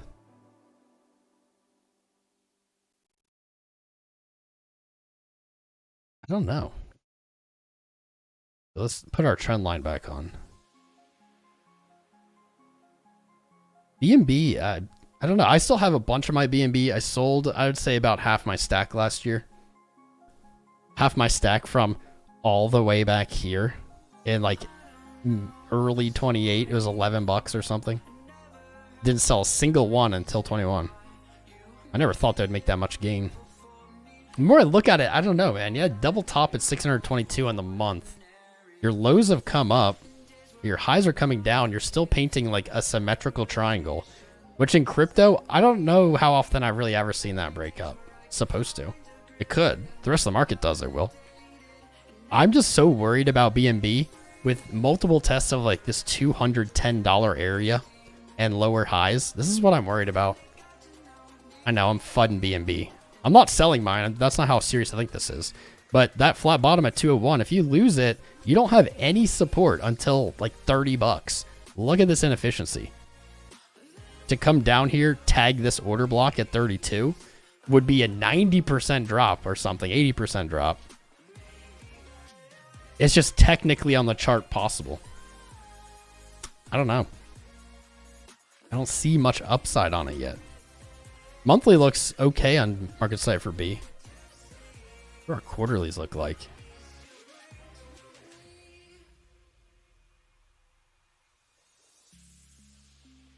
It's all right. All right. I mean, you want macro 245 support from your monthly open this last month. You want resistance. You just tested it this month at 325. If we close red, resistance locally into next month, into March, 320 or 312. Just keeps coming down. The tradable range keeps shrinking on this. It's interesting at best. Let's look at Matic. I know our Matic trade filled. We back tested resistance. Did we get riggedy wrecked?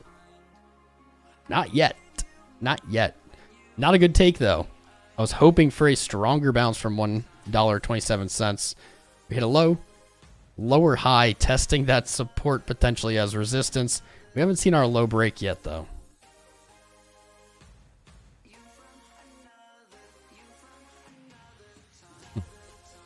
Your 1618 right there at 114. Likely in hindsight, this will be the place for the longs to have taken. If we see that sell, you'll see a liquidity sweep, likely a move back up, probably targeting the order block up here at $1.40. It's probably like a 618 retrace there. I don't know what happens after that. This hasn't broken the low. It still might not. And if it doesn't, I'm still looking for 180. That doesn't change. That doesn't change until under 114. Like, I don't know, even under $1 maybe.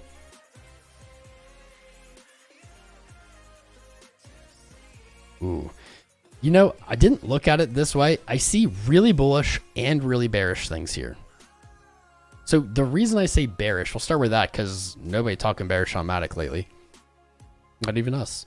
The reason I say that is because talking about all these charts, I'm pointing to inefficiencies like BNB. I don't think it's going to fall 90%, but it has a crazy inefficiency below it. I guess so does Matic down here, right? But we don't really worry about that until 32 cents breaks. 32 cents breaks, we're looking at pennies. I don't think that's going to happen. But the bearish take here is that inefficiency on the way down has been filled by this wick. So that alone is not bearish. Having it filled is not bearish. However, it does say that, like, well, you filled the inefficiency, you don't really have that strong magnet pulling you up anymore. So now it's going to be essentially, I don't know, is the market breaking up or not? If it doesn't, this looks rough. Close and blow the 618. This is, again, only from the monthly point of view. I just don't love that inefficiency has been filled, because that was your upside. You do have very strong support at $1. It's psychological. It's like crazy traded here on the month. It's like $1 to like 92 cents. This little area, this little zone. I would look for a bounce there if we lose our, everything going on.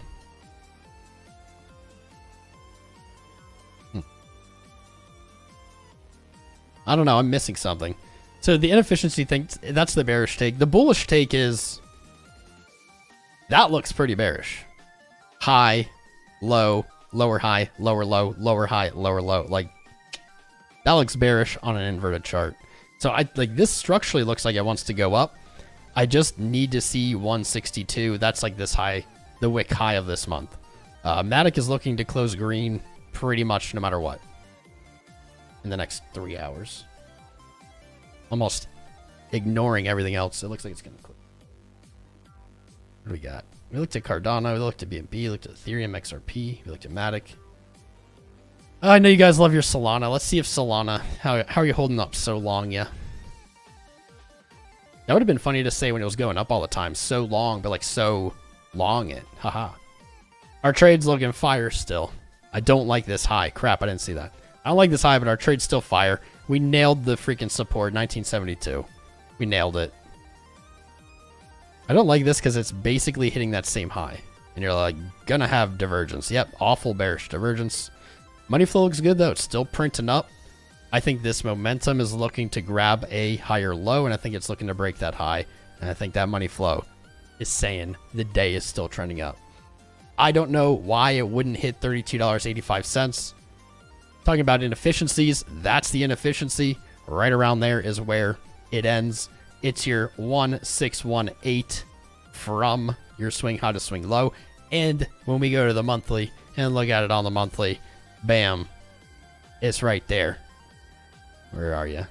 Like 31, 32. 32 over here on the way up. 32 as support.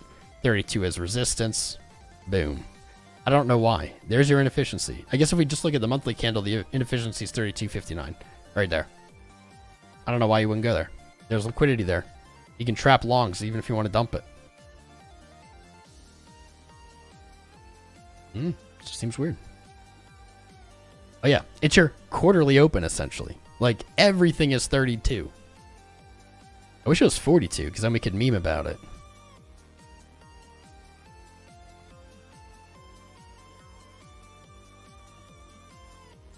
Weekly support 2150, prices right around there. Break that, you don't really have much support again until 1419. You can see inefficiency on the way up, so if that low breaks, you could be targeting $10 again. I don't know. In my opinion, if it does hit $10, which I don't really think it does, but if it does, I think then it goes to 32. I think if it goes to 32 and then down to 10, it's breaking its low and it's going to go lower. All right, that's top 10. We did it. Bitcoin. Oh, wow.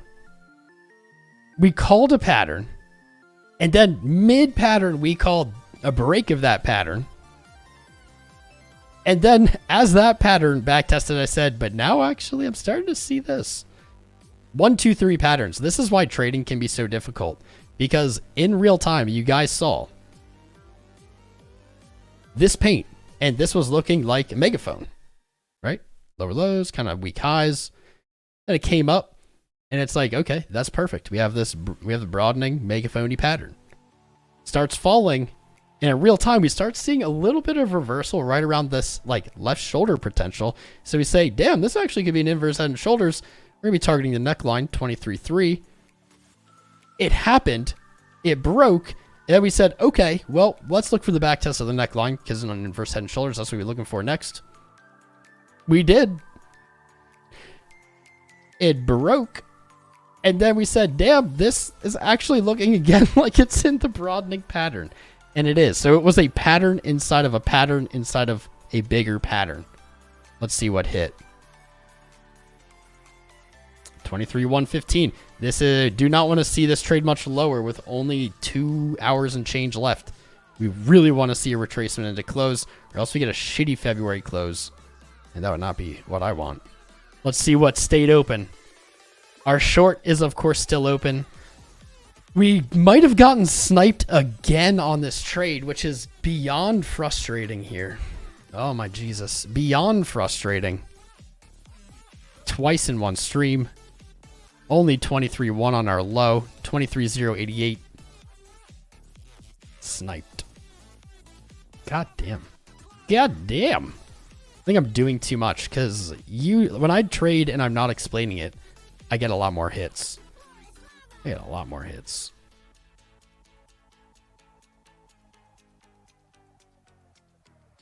This is not the best. Right now, looking for a bounce, and that's looking at 32,220, 32,250, right around here. If it breaks through that, then it crazily is probably coming back to the top of this, which is just gibberish.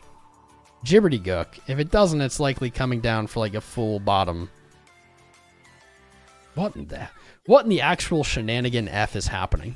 At least our short is up. Our Degen short, 25% in the green, open during the live.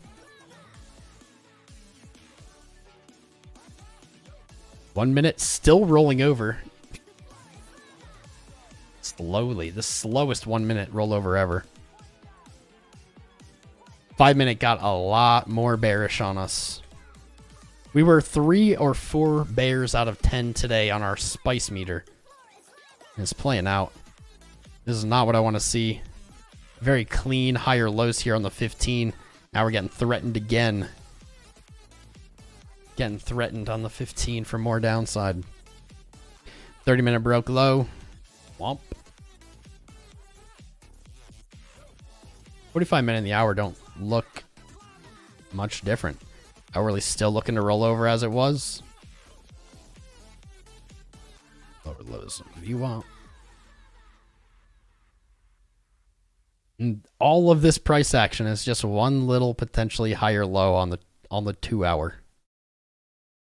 Really want to see that 2 hour shape up. How much time do we have? 41 minutes. That is actually enough.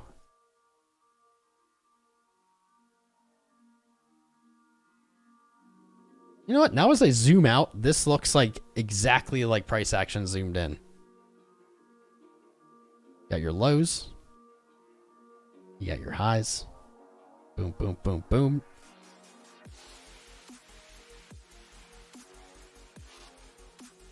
I wonder what this will do. If you guys haven't smashed likes and subscribes, do it now. Do it now. Let's get a few more subscribers before the stream and markets close today. We can do it. It's so weird. It's like your highs come up, boom. Your lows. What the F? This was a savage fake out. Inverse head and shoulders confirmed. Comes back to the neckline. Then it's invalidated by breaking its right shoulder. It gets sent. Now it's coming like savage. We did not fare too badly on these Degen trades. I don't think there was a lot of profit involved. I think they all got closed like for $1. But we kept moving them into profit on the stops. Or basically break even. We lost $1. We lost 90 cents. We gained $1. Yeah. All right, $10 in profit on this guy. Pretty crazy how small these moves are, considering this is only a $2,000 position.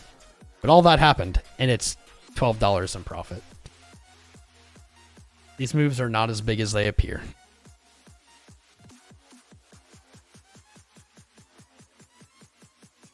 Still didn't break yesterday's low, 23.1 on the dot. Maybe that was the folly in my long placement. I didn't look left on the day at these wicks. I did earlier, but I didn't look at it to set that.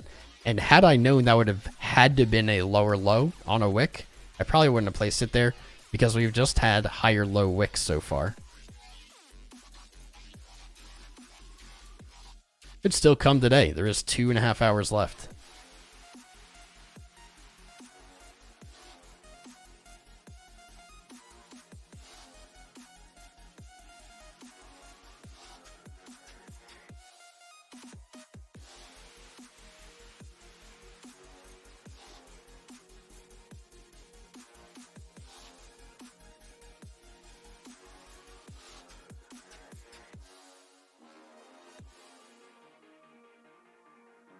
Oh, those are really low time frame. Oh, dollar. So close. So close. There's 38 minutes left in the month for the dollar. My call of 105 or 104.99. Very close. 104.98 hit in the last 20 minutes.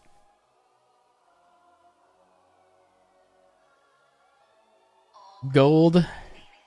38 minutes left. Gold, for whatever reason, closes earlier. Gold. Or does it?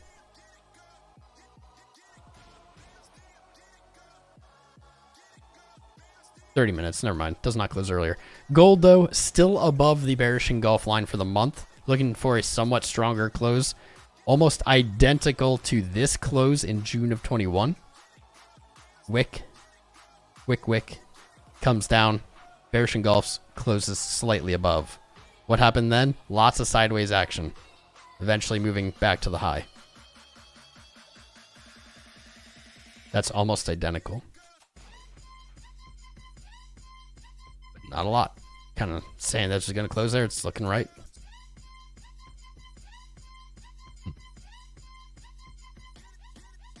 Well, that's not great. I see what rejected the inverse head and shoulders here.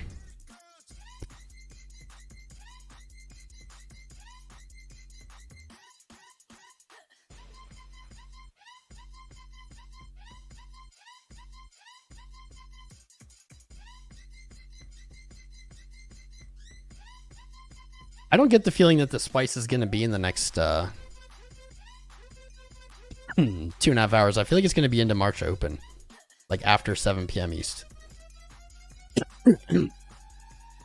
Low time frames, a little bull div on your lows, but we haven't seen a reversal yet, so it's too early. Too early to call that. But it's painting there if it does reverse. If it does have any kind of reversal.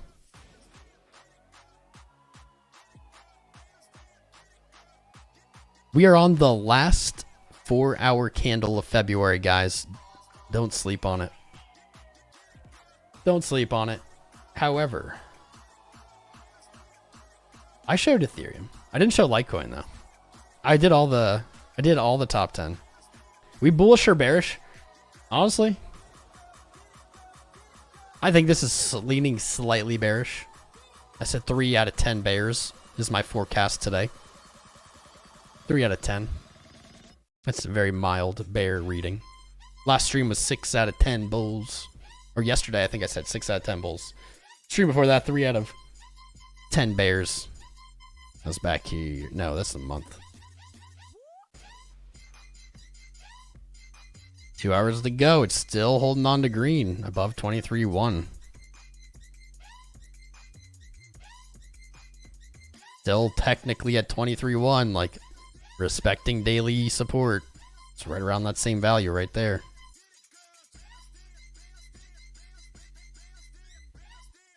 I wonder if, like, so this is kind of check these. These dailies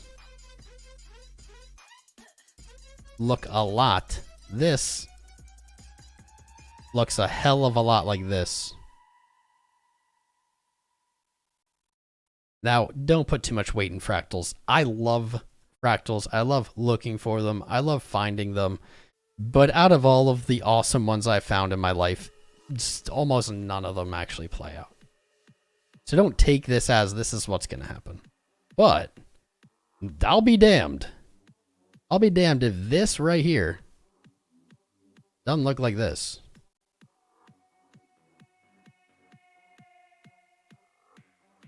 I'll be damned. You have this long string here of small reds. You get a bounce. You get a back test of that local support, and then you break it. What is this? This is exactly the same. Boom. String of kind of tiny reds. You engulf, you bounce. You back test it. You back test that local. Boom. And you break through it. But that looks exactly the same to me. Am I smoking? I'm actually not smoking. I believe we got 420 likes. We got 724 likes, right on. We hit a peak of 1,000 viewers today. All right, I didn't know that. We still have like 740. Hell yeah, guys. I thought I was going to look up. It was going to be like 200. It's okay. This is spicy. This is spicy. Not saying it'll happen, like I said. But that is at least worth noting. That these look hella similar. Place this so it looks even more similar. Boy, I'm Pharaoh.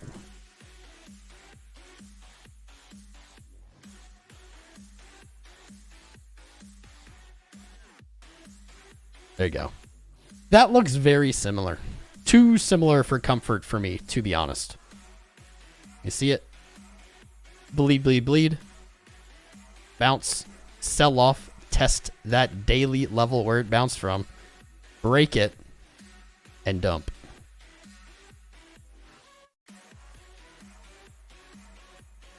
It's pretty close. Weird though. Weirdly, if we use this the same extension target, it looks like it'd only be 21.2. It's like just slightly below. I mean, maybe that makes sense. I mean, if you were to set a stop loss, and I say this because literally my stop loss is there. If you were going to hunt long stop losses, where would you move the market to? Right below there. You could also say here, 20,004 or 20.4, and you'd be correct. That's likely where I should move my long stop loss because I have a short open from 23.8 right there. I should move it down. I should downgrade to avoid that liquidity hunt potential. And then I should instead take profit on my short at 21.2, 21.3.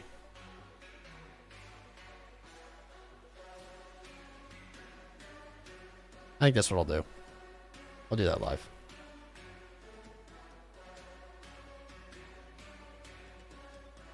Unless I have to log in. Let's have to log into FemX while I'm live. I'm not going to do that. Okay, let's pull up these trades.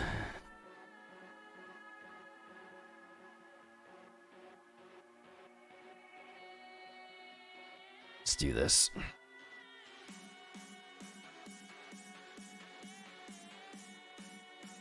I'm going to move this to 20.3, which sucks because I really like this. I like this 3,000 take profit. Oh well, 2,000. Whoop. Whoop. Done. Here's our 23.8 short. Let's make that take profit. Let's make this. Was it 21.3? But it was like a lick hunt. I'm just gonna do it 21.3. That'll be a $675 gain, which offsets what I would have lost here potentially, like the difference between here and there. Actually, it should offset even more, right? Because this is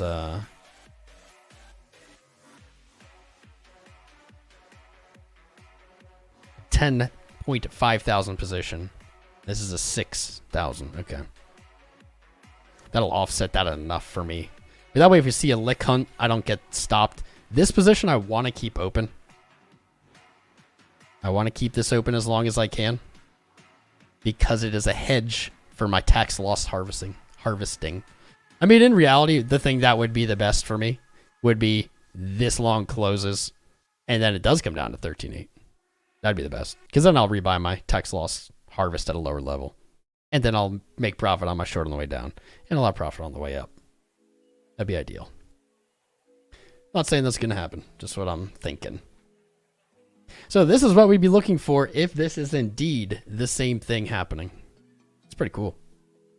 I will say it one last time and I'll shut up. I love fractals. I love looking for them. It's amazing what both your brain can do with data and pattern recognition, and what the whales and market makers paint.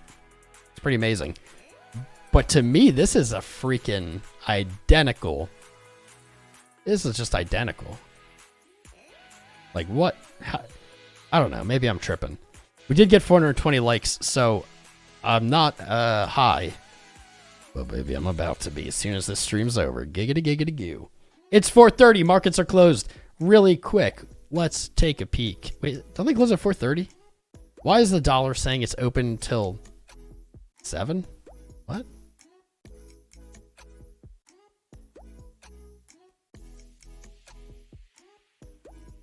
The actual F.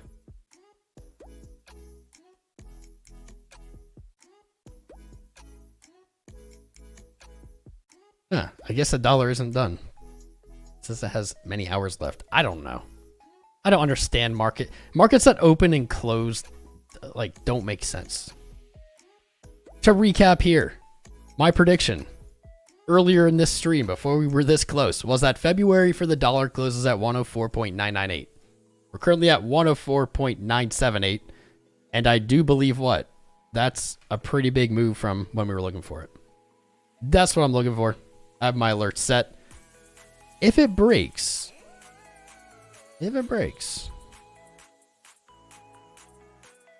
nah, too early to call yet. That's my prediction. Gold looking to settle up slightly above its bearish engulf, 1,820, to be essentially a mirror candle to this setup here, which resulted in a lower low, mostly sideways trading, but also a retest of the high. And so that might look like similar. Bitcoin, to recap the month. Here are the only values that I care about for this monthly close. Right now you can see we're battling. We're struggling. We're struggling with it. 2 hours and 30 minutes to go. 23.3. This is our last monthly resistance to the upside until as high as 34.35. I really would like to see it close above 23.3. That would likely be suggestive of a continuation into March, a strong March. At bare minimum, I would like to see it close above 23.1, a difference of only less than 1%. Closing below gives us a red doji, and this is a bad look. Like, big, strong rally, bulls, bulls, bulls, up to monthly resistance, then he closed doji. Weakness in the rally. That wouldn't be good. If we get a red close, I would be looking likely down, we'll say 20.5, right where I moved my stop, son of a bitch, in March. Like, that would look right. Retest, you reject from monthly resistance, where'd you go? Monthly support. 2 hours to go. The margin is razor thin. Anything can happen. If you believe, anything can happen. If you haven't subscribed or hit the like button, do that now. It's your last chance. The last time I'll warn you. Smash them. Join us. We're live here every other day. And you can even see Bitcoin warming up. We're live here every other day, delivering the latest, the greatest, the cutting edge of technical analysis. We've been doing this for 4 years live on YouTube. Shout out to our sponsors, Bybit and Marketcipher. Check them out. Links in the chat in the video description below. Sign up using my link. It helps support the channel. A little piece of the fee the exchange takes, they give it to me instead. You can keep it out of the hands of the fat cats. You've seen me trading live today on MEXC and BingX. Other links, useful links in the video description below. Use them all to support the channel for free. It helps us. It helps keep the lights on, especially when the shit's so wild. And you can even see Bitcoin literally listening to me sign off. Literally, as I'm signing off. This always happens, except I usually stop it like 1 minute before. And so then that happens as soon as we turn it off. Son of a bitch. Son of a bitch.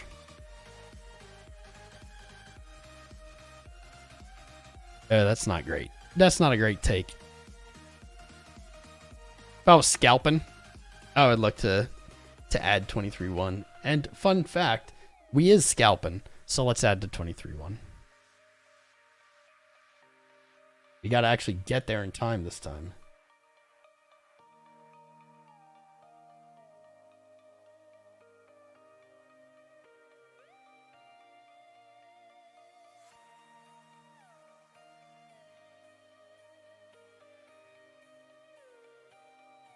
Not gonna be able to place it quick enough.